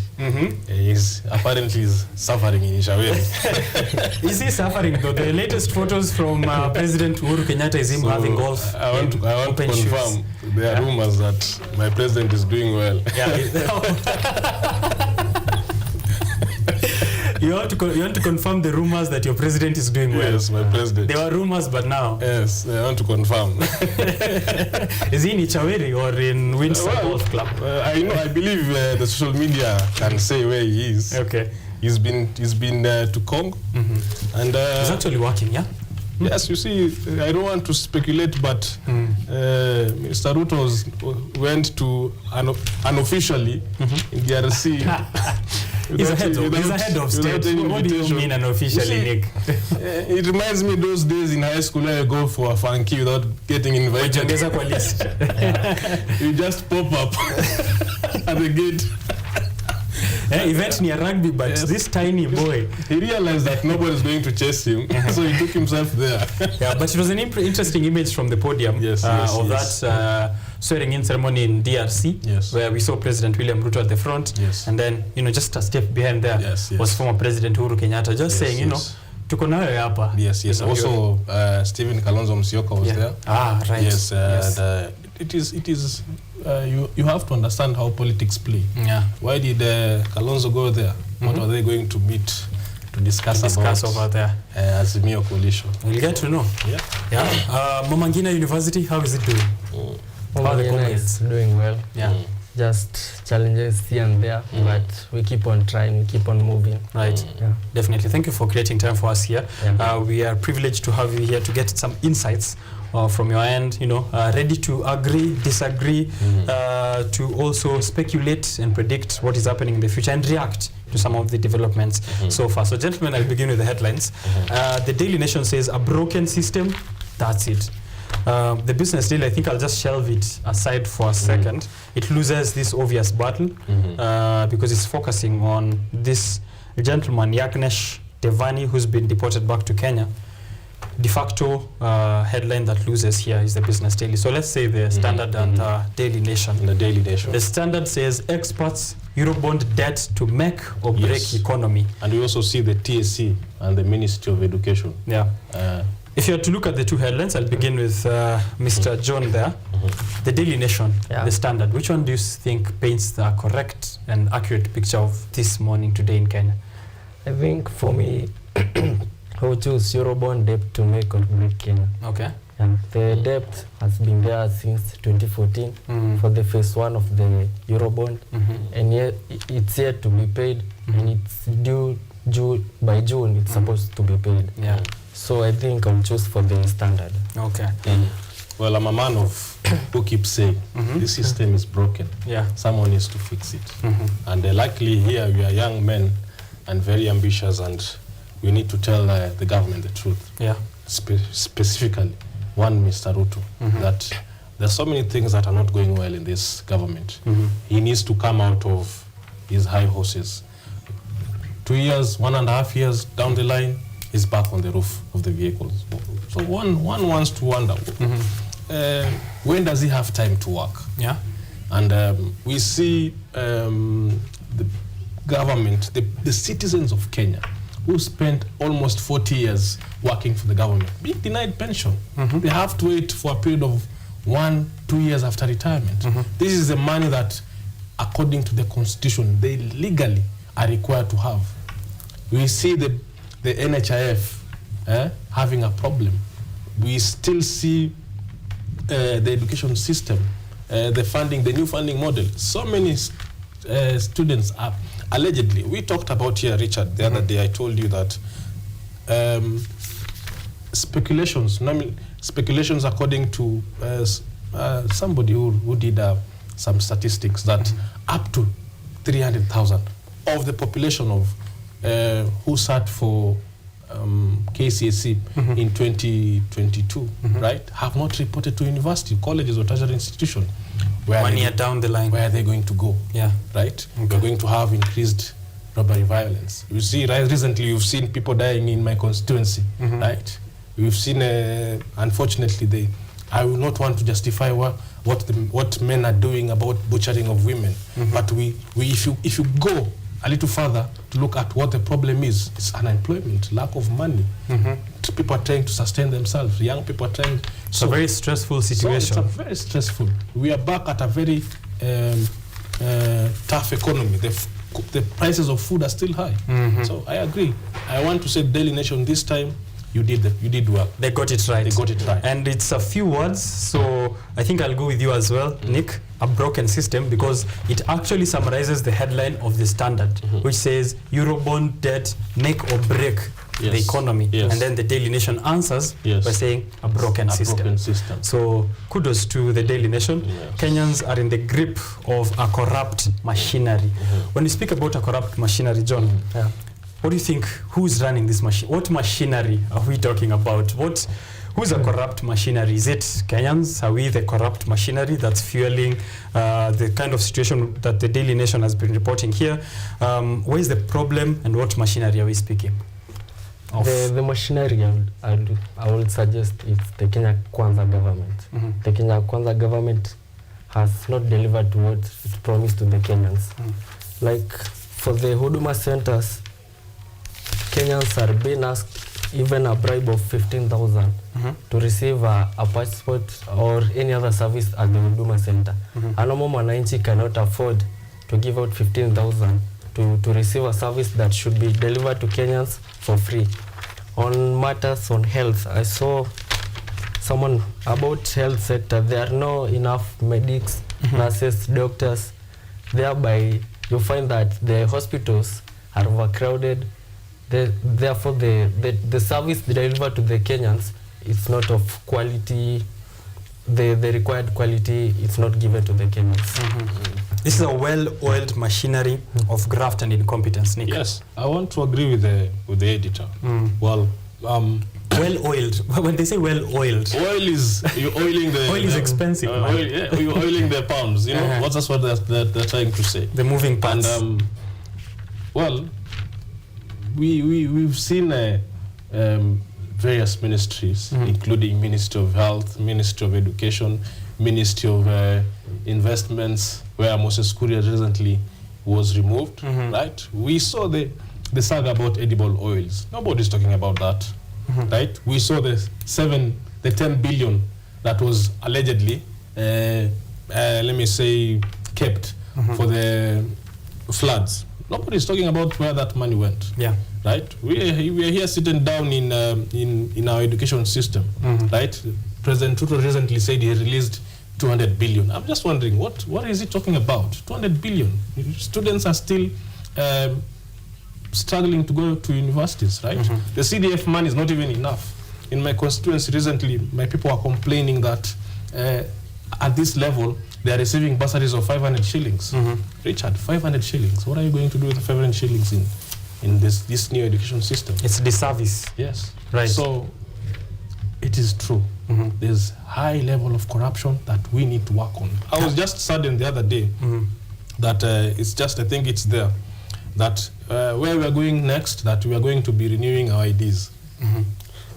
So that is something that we really need to think about. An expiry date on identification cards. Where are we going as a country? Right. That's public disservice, as the Daily Nation is saying. And in a first series of investigation stories, Nation is going to be publishing every Tuesday, starting today, on the experiences of ordinary Kenyans in trying to seek for government services. Maybe a hilarious commentary from you guys on what the government services have been like for you. But here, from page 4 to page...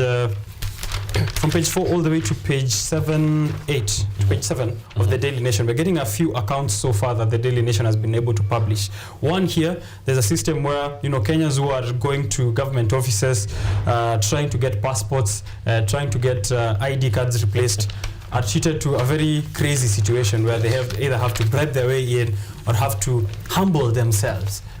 Unaambiwa umeleta photocopy ya birth certificate, toka hapa, enda like, bro, what's going on? Please guide me correctly. KNH, where death lurks in the corridors. This is a very sad situation.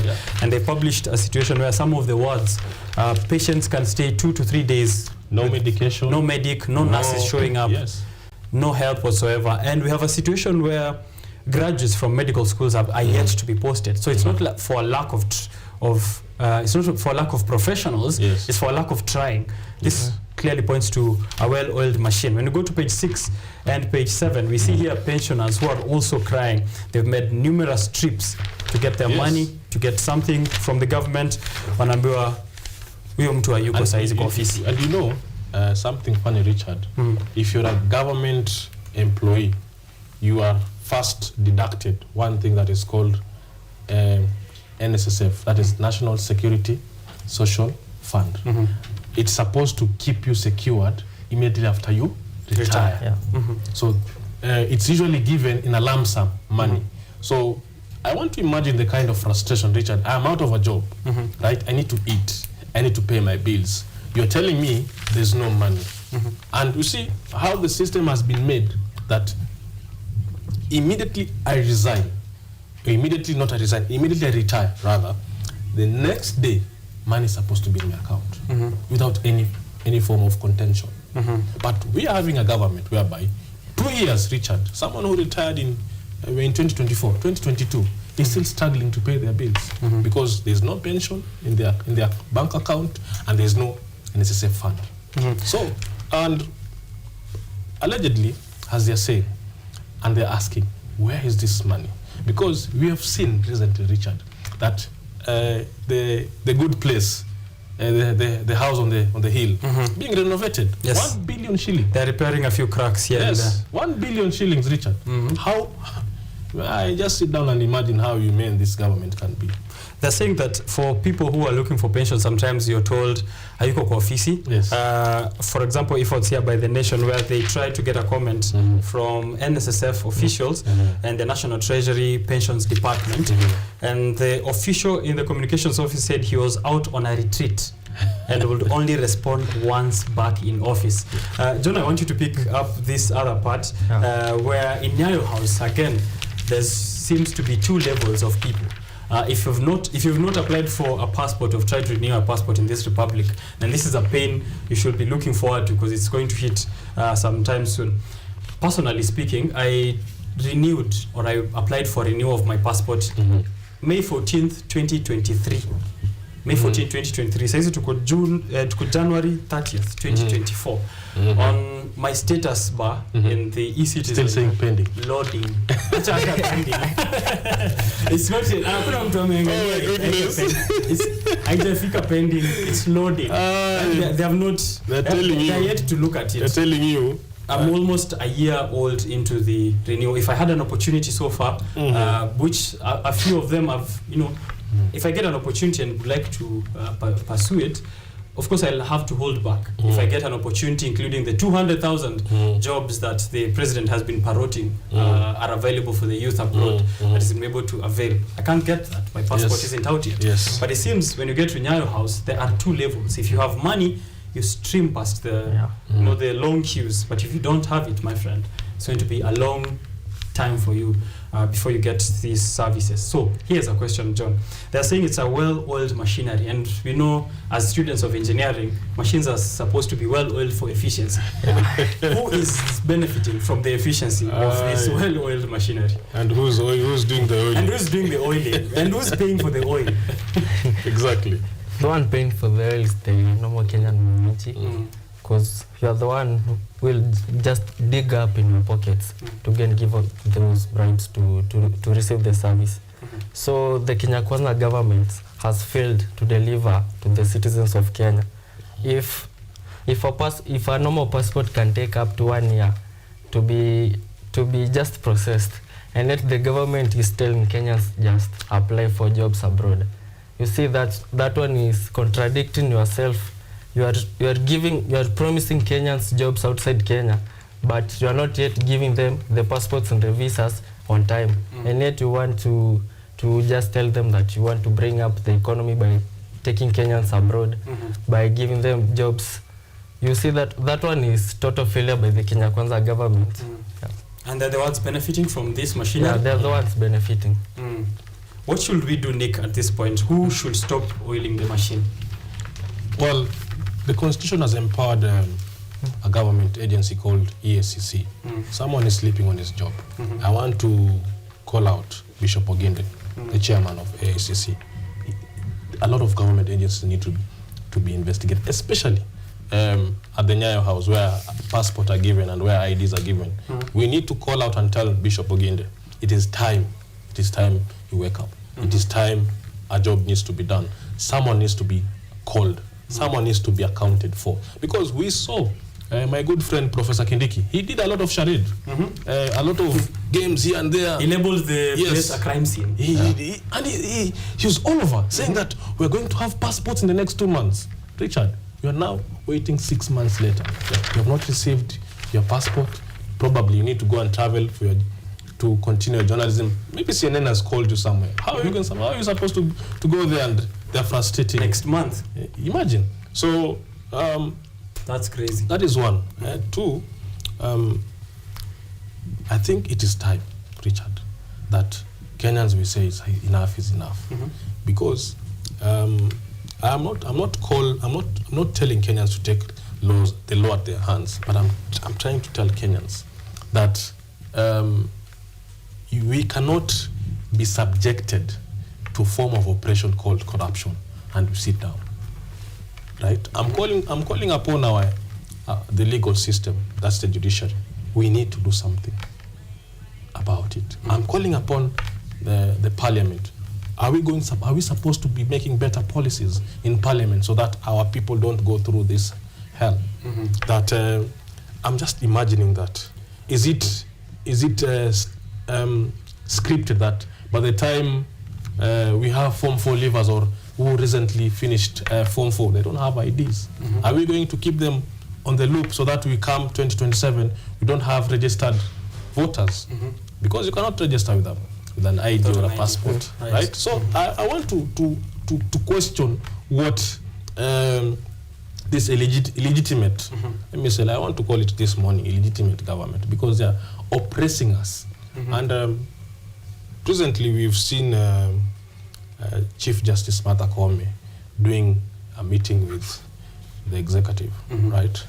And to me, I was not in any support of it, because I told you here, Richard, when the Azimio coalition went to Supreme Court for the presidential petition, he did not call the principal on the sidebar to tell them, hey, look, you can also still have this seat. He didn't do that. So to us, it paints a bad picture. Right. And then one of the most important things, because I told you here, when the judiciary, when you attack the judiciary, you are attacking the hope of the nation.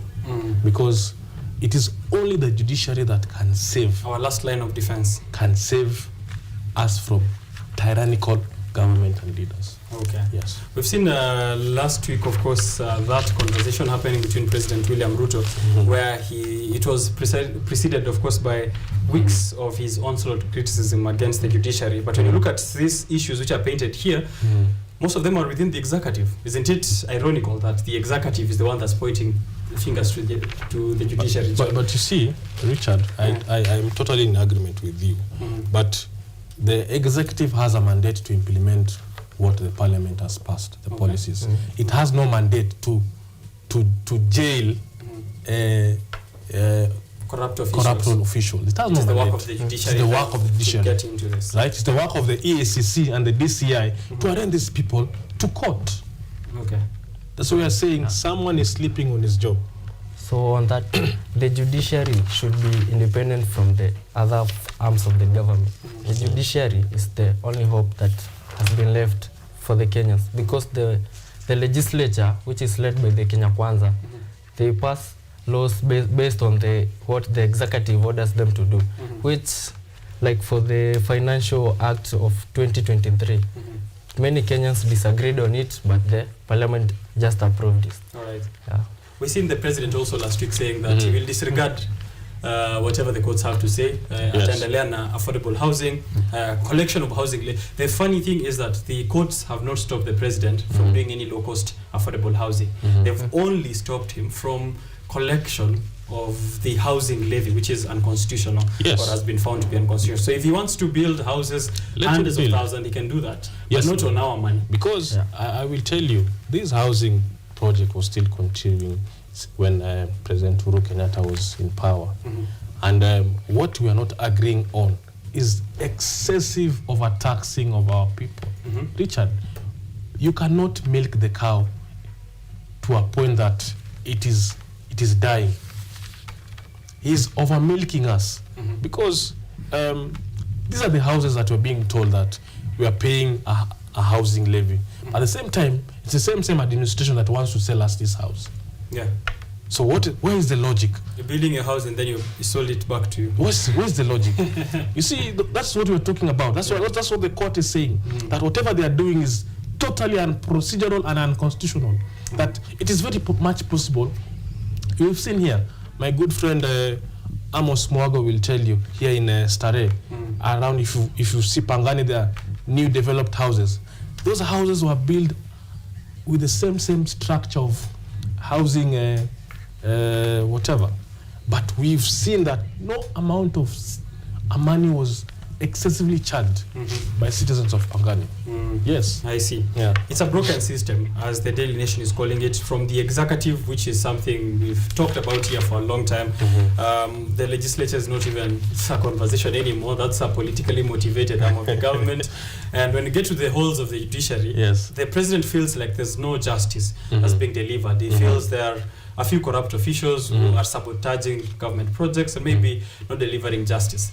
If indeed this is how it is in every single arm of the government, this is a culture then, right? We are also the same Kenyans who will meet someone in the back route and pay for that service and get our passport itoke. Mina Nick najua mse Nyayo House weke 215 unisukume najua mtu NTSA driving license who stands najua mtu. So it's a broken system all over. Then what's the point? Where is our hope, John and Nick? Where is our hope at this point? You said it's time that Kenyans said enough is enough, but in what ways can we say that so that indeed there's a solution that affects across all these broken parts of the system? Oh, for me, I think the parliament is the only hope, but now the parliament is led by the Kenya Kwanza government, which makes it difficult for the normal mwananchi to have his hope.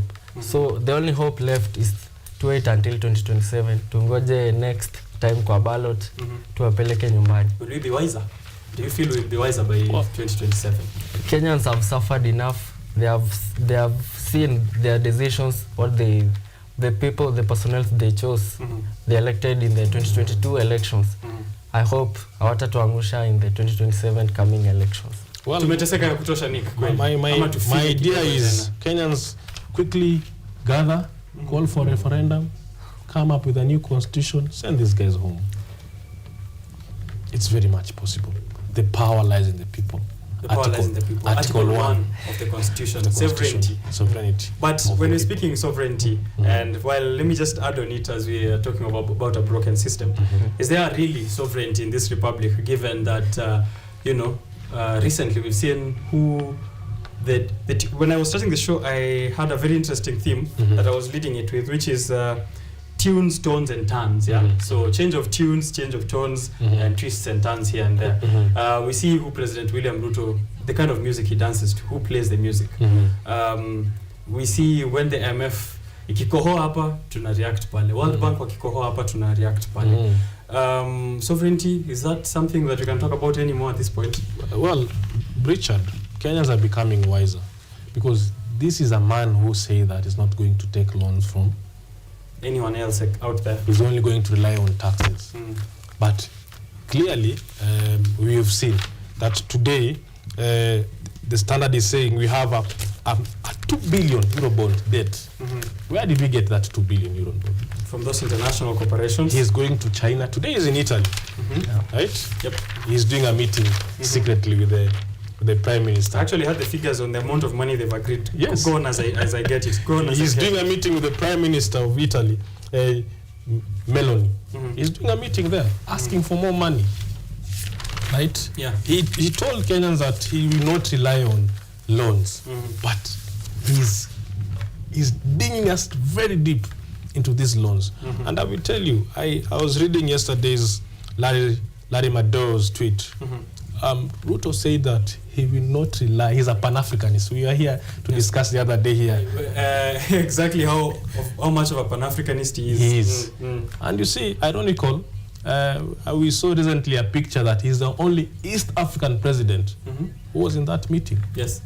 His colleagues, the president of DRC. Yes, his colleagues. Chairman of the AU. His colleagues snapped the meeting. Yes. They know whatever they are doing. And I will tell you, because purportedly, Kenyans are not blind.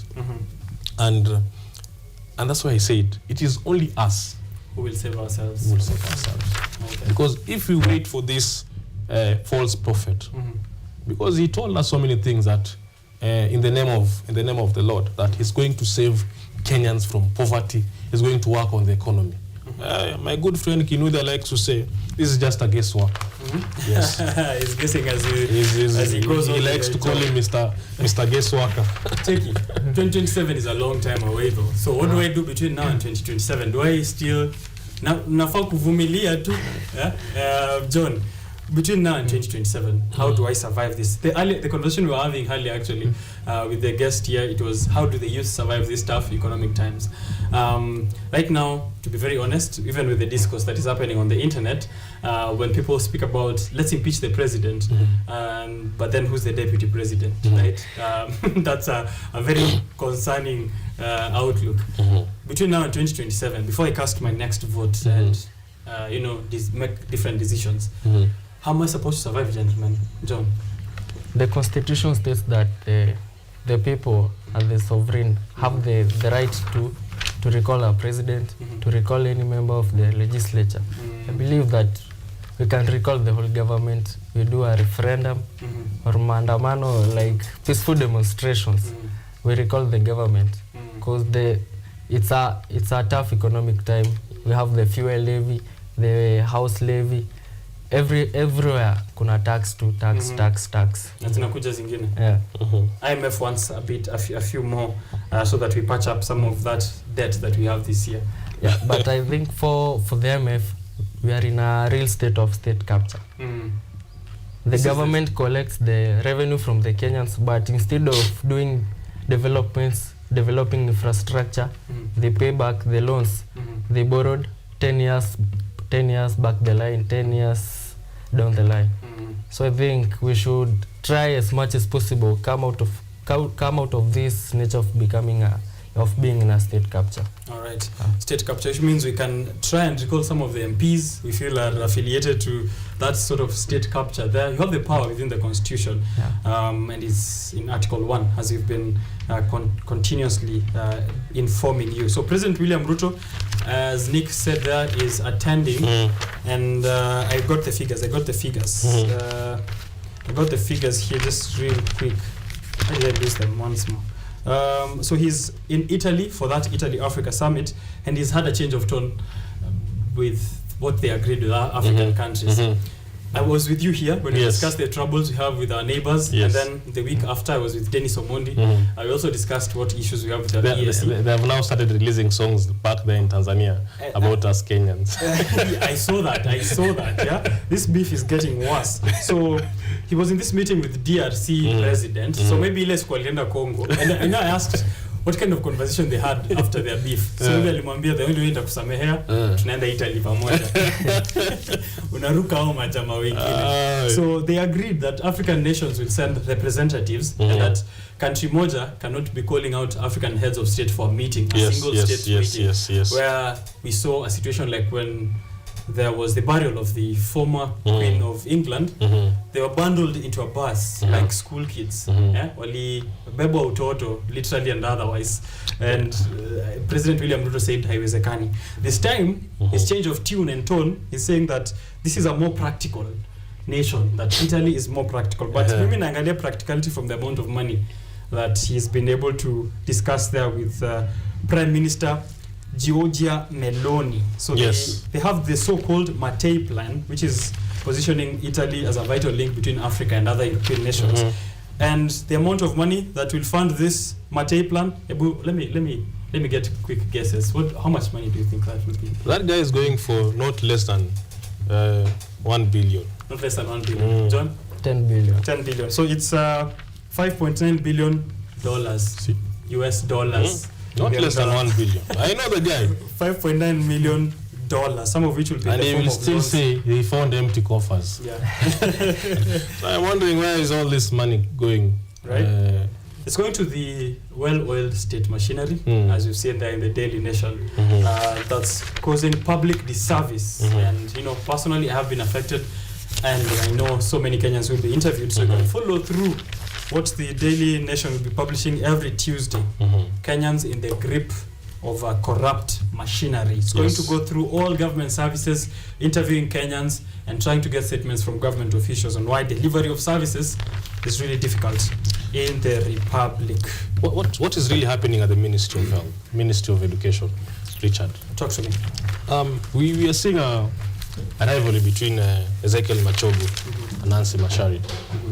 And teachers are being told by the Ministry of Education one direction.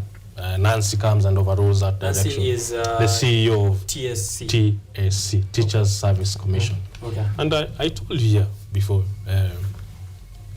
Richard, one, Dr. Ezekiel Machogu is a very incompetent CS of education.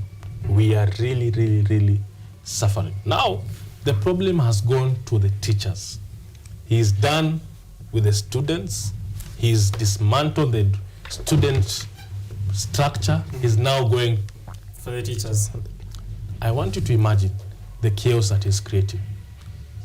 This is a ministry that was well kept under the leadership of one Matiang'i and one, the late Professor, what was his name?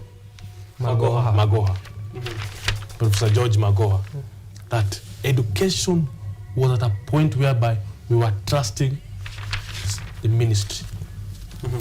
And I'm coming to foresee that the next phase is going is lecturers. It's going to disarrange and arrange so many things. They already started with a new funding model, and I'm sure that affects employment opportunities for lecturers within campuses and other key employees who are in higher institutions of learning. While we are at education, Nick, I have another statistic that should raise more concern for you, which is more than 130,000 candidates who sat KCP in 2023 are yet to report to school, even after the government promised 100% transition. Yeah, you can imagine. Secondary schools. And they also scrapped the AFIA scheme. We people, especially me and John here, we are representing a large portion of students coming from Mount Kenya, and we are worried day in, day night. We were having a conversation at the lobby. He was telling me that Mama Ngina University, his students are saying that they don't have fees. They are struggling even to maintain themselves. The cost of living is very high. Now we are at a place whereby we cannot admit or secure positions or opportunities for our people or students in the mountain. It saddens me the most. I don't know. What do you think, John? I think the government should have an agreement with the Teacher Service Commission in terms of the Presidential Working Committee, which meant that the TSA would be stripped most of its powers in terms of promotion of teachers, payments, increments, which now brings up the rivalry between the government and the Teacher Service Commission. I think they should come to a memorandum. They agree on the terms in which they want to work together, because at the end of the day, it's us, the students, that will be suffering in the four corners of the classes. All right. Yeah, someone needs to bring sobriety in that ministry. I will not fear, without fear any of contradiction. I am still calling for the resignation of one Dr. Ezekiel Machogu, because he is messing our education system. Richard, can you imagine that right now we have a new education structure, CBC, which nobody knows how to implement it. Nobody knows whatever he's doing. Their schools don't have enough teachers. They don't have enough facilities. Students are swimming in the sand in the name of practicality. Someone needs to call out. We do not have resources to implement the recommendations that are there within the new education system. Then why go for the new education system? I've seen even complaints from university students where now, there's a CBC class in campus now. I'm sure John is very aware of that. So some of the students are mixed up. So we have 844 students and we have CBC students in the same class. The grading system for CBC students is different. And from those who are in 844 is different. So you have a class of people in Kenyatta University, for example, who are taking a class in calculus. Half of them are CBC students, half of them are 844 students, and the grading structure doesn't match. These ones are supposed to be graded out of 70, this one's out of 80. The lecturer doesn't understand which one is the one supposed to work. I want you to imagine what the employer now thinks about the confusion. Right. the breeding. So we're churning out more confused. Yes, we are churning out chaos. This is a recipe of chaos that this guy is doing. His main work is to bring us solution. That's why we gave him the mandate of becoming our CS. It is the people that gave him this mandate. And you're asking for his resignation. Yes. That you have never relented. Yeah. John, do you think, as a leader of students' organization body, what can be done on the higher end of the structure to fix some of these issues, or if not all? I think I will support my friend Nick here. The government is confused because even I saw in today's newspaper, teachers who graduated before 2023 are being forced to undertake a mandatory 1-year training program. You cannot just wake up and make decisions and decide this is the way forward, and yet there is no public participation. So I think the government should have a public participation to involve all the stakeholders in the education sector, so that the conflicts does not arise again in the course of the year. But public participation in this republic has turned to mean so little. If we are taking your comments from the Public Participation in Finance Act of 2023, 78+% of Kenyans said, "Atutaki your bill," and then the government didn't listen. So more needs to be done to put into account on public participation. And currently, Parliament is also taking up public opinions on affordable housing. Yes. Even still, after what happened last week, LSK are saying this is still unconstitutional, and some of these issues still tend to go ahead regardless of what the public has to say. Yes.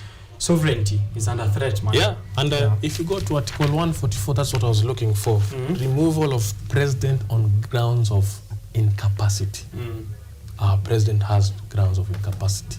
I want to tell Kenyans it's very much possible. He's lacking capacity. Yes. He's lacking capacity. Gentlemen, we only have 5 minutes with us here on the show, so we'll just look at a few more stories and then it up with what are you thinking about the African Cup of Nations? African Cup of Nations, the tournament of the underdogs. The tournament of the underdogs. So when we started this conversation here on the show, we did have guests to discuss the business of sport. It's been a good show, in terms of presentation, the stadiums, the preparedness of the teams. But it seems the teams that were unlikely, people thought will fail at the very early stages. We are speaking Cape Verde. If we are talking about Senegal. Nigeria, who have actually been winning on a 1-goal streak, a small margin. So it's either 1-0, 1-0 or 2-1. And then if you're speaking Cameroon, who we thought were giants. Yes. Senegal went home yesterday. Senegal, oh man. Unfortunately, I had a long night because of Senegal losing. You had a long night because of Senegal losing? Or you thought they will be... I was supporting the Teranga Lions. You're supporting Sadio One, Sadio Mane. But actually, the men in orange proved to be more stronger. Yes. And everyone who's been on this show to discuss AFCON bet on Senegal. So Emperor Shaker, who was out there, including Peter Pinches, who was on the spot on KUTV, including Emmanuel from Dimba Desk, Manu is Asana. Kelvin Benson alikuwa hapa akasema he'll put his money, pesa yake yote inheritance on Senegal. My able chairman Faris Jane was also a Senegalese guy. So you can see how that's performed. Unfortunate Senegal, for him. Ivory Coast. So he has to go either, I was just telling him the other day, he has either to support Nigerians because of their Oga. Or just to watch the tournament outside. I'm really concerned because the AFCON is going to come to Kenya. Yeah, 2027. I don't know how much prepared we are if you have not qualified for AFCON ourselves. It's been a question I've asked everyone here on the show. Let's I don't know what John has to say about this. Overall, of course, in terms of preparedness, how do you think Kenya, or what should we do? I saw the Talanta Hela Stadium supposed to kick off, and the construction phase takes about 36 months, and it's yet about to begin, which brings about a lot of questions. Are we ready for this event? It's going to be 3 years away from now. Of I think which the government can many countries like the Ivory Coast, they were to host the event in 2015, but due to lack of proper infrastructure and preparedness on time, they postpone it to 2023. So I think I don't want to imagine that scenario that Kenyan government will postpone the event to another year and just give the host rights to Uganda and Tanzania because we haven't completed construction of the 2 stadiums on time. Who is it up to? Is it FIFA who decides whether to postpone it or the country? The country decides itself. If it's not It's the hosting country. Yeah, the host country. It's not ready. And you think Uganda and Tanzania are ready? Nick? I don't know much about Uganda. I know Tanzania have a very good... You're putting me on spot because, you know, despite our problems in Kenya, home is home. Yeah. You cannot go and cry foul in a neighboring county. I told you severally that I cannot go to Uganda and start kneeling on Museveni's feet. Neither can I go to Mama Suluhu because she already believes she already has the solutions for Tanzania. So I'd rather deal with Mr. Ruto. Okay, tell us about Mr. Ruto. In order to give to Ama tutatolewa, then we watch from the sidelines. We are qualifying on one thing I want to imagine, Richard, is because if AFCON can come to Kenya, I want to imagine that so many young men and women who play soccer or football are going to have an opportunity. You didn't just say soccer. Yeah, see, it depends on where you went to school. Fix the education system, Mr. Job. Yeah, right. So, the job opportunities, because you can imagine the opportunities the likes of Mariga, Wanyama created in the EPL. You can imagine how far we can go in that levels of opportunities, in that levels of talent. Because if our education system is failing us, let's try the talent way, Richard. We cannot only rely on running. You've been running for a long time. Let's play some ball, yeah? Okay, yes. Anything else I might have left there before we look at I want us to react to the cartoons, or how do I call them? The bull, you see, there's something called pale Kakamega kuna kitu inaitwa the bullfighting. Bullfighting? Yes, the bull apparently has not been having a good conversation with the herders. So one of the caretakers of Boni Halwale actually lost their lives after a bullfighting incident. So Boni Halwale was asked why is cows killing people. He gave his reason that it's because they're not mating. Oh wow. Frustrations, yeah? So I was really... It's becoming a dangerous sport. So I was really concerned that he's worried about his cows or his bull is not mating. That's why they are killing people. Those are the effects of drought. On a serious note, I sympathize with the men who died on this sport because it's a sport. Yeah. But I would really want to... I really want to tell the people of Kakamega, there's no heroism about dying, right? This sport is very dangerous. It's been known to be played in Spanish countries like Mexico, the bullfighting, the Zorro. Or that's what we should do, make it professional and then monetize it and have policies and regulations and stewards. To them, it's a matter of culture, and I was listening to the story that if you are killed by... I don't know how true this is. If a bull kills you, you go direct to heaven. So I don't know how true, how true that is, because so many young men will want to try that incident, but it's very sad. If I was going for the presidency and I was coming from they're calling it the West Coast. The West Coast. Western Kenya. If I was coming from the West Coast, I would rally my people behind this and say, this is how we create opportunities. Let's monetize this sport, get more men into there, and then supports also agriculture. I mean, more farmers to breed. But you know, that's how they do with Wagyu. For those who are aware of Wagyu beef, which comes from some regions of Japan, they feed beer to these bulls their whole lives, and they create very rare meat that is very expensive. So I think we should monetize this. Yeah. Before we go too far. There's one man called Shadrach Mwadime. Probably is my namesake, but we're not related. Are you related? No, that's why I said a disclaimer. Okay. Kenyans lack skills for foreign job market, reveals Labour PS. We're being asked that to go to abroad. You see, recently we saw President Ruto on top of his vehicle saying, mimi nimewatafutia kazi. Tena ni wafunze kufanya. So Richard, we have seen so many graduates, right? What do you mean they lack skills? Why are we going to universities if you are going to lack skills? Yeah. So I want to put him on spot. Okay. That we cannot say that learned friends like John Muturi, like Richard OKENYE, like General Kinuthia are lacking skills. We are telling them in abroad, we cannot take you there because you're lacking skills. And also telling them here in Kenya, we cannot give you jobs because you're lacking skills. Because you don't have skills. And I have to say one more thing on that is that some of the PhDs and masters that people have acquired abroad have been done by first year, second year students in Kenya. Yeah. So, I mean, yeah, it is very sudden. It's our part-time job here in campus to do those masters for those in abroad. Yeah. You get a kid in KM and they know all the ins and outs of an economics PhD certification. So it's important that they look at that.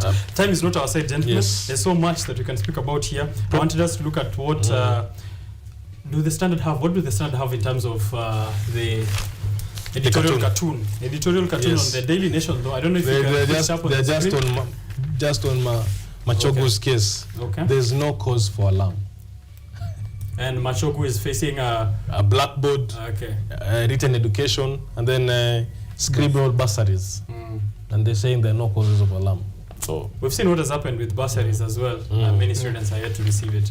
What do you interpret with the editorial cartoon, John? Okay, on this scenario, Mashogu thinks that the comrades are not suffering. The help has been delayed. Comrades are yet to eat anything this January. Wanainama tu asubuhi, jioni na mchana. So I think they should disperse the help and also disburse the bursaries on time. Yeah. Yes, we see there a mother with his son and with shackles of cost of living. Yeah, chained to the cost of living. Chained to the cost of living. Hey, man. So it's a tough balance. Will I take my child to school? Or do I feed them? Do I feed them? Crazy. Someone else here trying to feed, I don't know who they're trying to feed. They're trying to feed the roads, but we said it's a well-oiled machinery, so who's benefiting from it is up to question. It's an editorial cartoon on the Daily Nation that shows a caricature of CS Fort Road and Transport, Kipchumba Murkomen, and he has there something looks like a Kenyan, and they're squeezing the coins out of him. Can you see that on there, Nick, on page 17 of the Daily Nation? 17. Squeeze wana vile miwa utengeneza huko kwa place ya juice. Yes. Squeeze all the coins out of him, and we're seeing there, of course, he said he might as well. He recently said that there are new tolls that need to be taxed. There's one in Malaba. There's one in on your way to Garissa. There are toll areas that you see when you go to a new county. Richard, I will tell you this: you have to pay. It's like a county levy for your information. If a car is coming transporting goods from Kiambu to Nairobi, there's usually a toll here in. Is it Thika? Yeah. Right. Past Thika. Yes. You have to pay. You have to pay. So. That money goes to the county government. Now they are saying, apart from that, you also have to pay toll to the national government. For the major highways. Is he tone deaf or is he arrogant? Arrogance. Yes. That is quite a unison agreement. Arrogance. And I think we can close it up on there. Please do check out those editorial cartoons. Yeah. And before the gentlemen give out their last remarks, this time I want... John is a newcomer. Let him read the quote today. Nice. John, here kufikia hapo business daily at the back is where we usually do our last remarks. So I'll let you do the last one because you're our fresh face here. Nick. Yes. What do you have to say about today, and then you wrap it up? Probably, let me give a huge shout out to so many women who came out to fight for their rights on Monday. It's very critical. Saturday. Yes, on Saturday. And I also want to encourage them that let's not just focus on just men killing women. We also realize that so many women killing men. So it's not just a one diversion point. And then because the conversation about killing is not just a gender issue, it's just wrong. It's just wrong at all. I'm not in support of any violent men. I'm not in support of any gender violence-based people. But I would want to agree with them. And also encourage them that if half of our population come out to fight the high tax of increases of taxes, high cost of living, we will not put ourselves in a situation whereby we have to ask for money to survive. All right. Finally, to thank, one is to acknowledge my good friend, the incoming president of Technical University of Kenya, one General Kinuthia Ndongo. And I want to tell the people of Nairobi and the people of TUK, this is a man to watch. Okay. A man to watch, because the opponents are already fearing and they're already in his inbox. Asking for mercy. Asking for mercy. To thank the people of Mkusa for always sending me here to represent them as their National Executive Director. Of course, to pay patronage to my National Chairman and also my National Treasurer. And that is Faris Jane and Eston Maina. Okay. And to thank all, of course, I cannot forget the people of Roysambu, who continuously send me here each and every morning to have a conversation with one Richard Okenye. Thank you, KUTV. Thank you, Director Ryan. All right. Yes. Mr. John, thank you for the time that you've created for us here. Your last remark on the happenings, maybe, and then you can read us the quote at the back of the business day. So, my urge is to the government to disburse the help and bursaries on time, and the corruption quagmires that have been recently notified in the bursaries disbursement. The government should find a solution to sort them, because at the end of the day, it's us, the comrades, who will be suffering.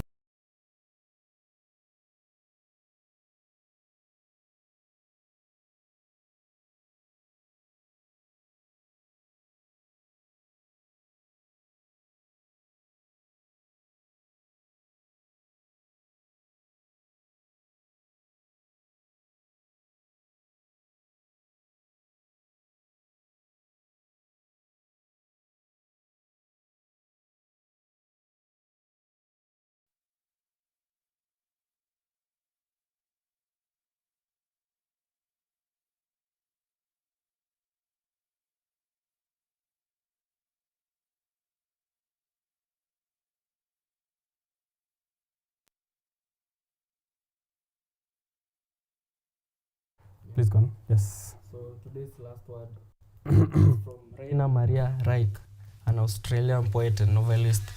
Be happy about your growth, in which of course you can take anyone with you, and be gentle with those behind you. Let's get it again. Be happy about your growth, in what course you can't take anyone with you, and be gentle with those who stay behind you. Be gentle with those who stay behind you. Thank you very much, John Muturi, Organizing Secretary at Mama Ngina University College, and Nick Mwadima Mwangi, Mkusa National Executive Director, political commentator for us here, and also Chairman of the Jubilee Party Nairobi chapter. Nairobi chapter, Youth League. Thank you very much. Yes. This has been Biashara Tuesday. Exciting to have you all here. Maybe just a few last shout outs before I close up the show. And it's from Bernard Odhiambo. And I say, hello Richard, this is Bernard watching newspaper review from my office. Your speakers are articulate. Kwanza hiyo point ya state capture. Nasema hapo umegonga ndipo kabisa. Hapo tumeshikiliwa sana. Virginia Masitsa, very insightful, and Gravini Mugoniel. I'm apologizing to anyone whose name I've butchered here. Tuned in from Thika, newspaper review gives great insights on the current state of the nation. Thank you for creating time for Biashara Tuesday this morning. It's the last Biashara Tuesday on the first month of the year. How's your year going? Resolutions in Endaje. We'll catch up on them next week on Tuesday, but remember to follow the rest of KUTV's broadcasting. KUTV Kenya on YouTube and KUTV Kenya on all social platforms. This is KUTV's Rise Today program. So on Monday, you're getting Current Blessing on art and culture. And then on Tuesday, me, the money man, on Biashara Tuesday, we analyze the economy and business and a bit of technology here and there. Until then, make sure that your jokes are high, but your profits are higher so that you're laughing all the way to the bank. I'll see you around.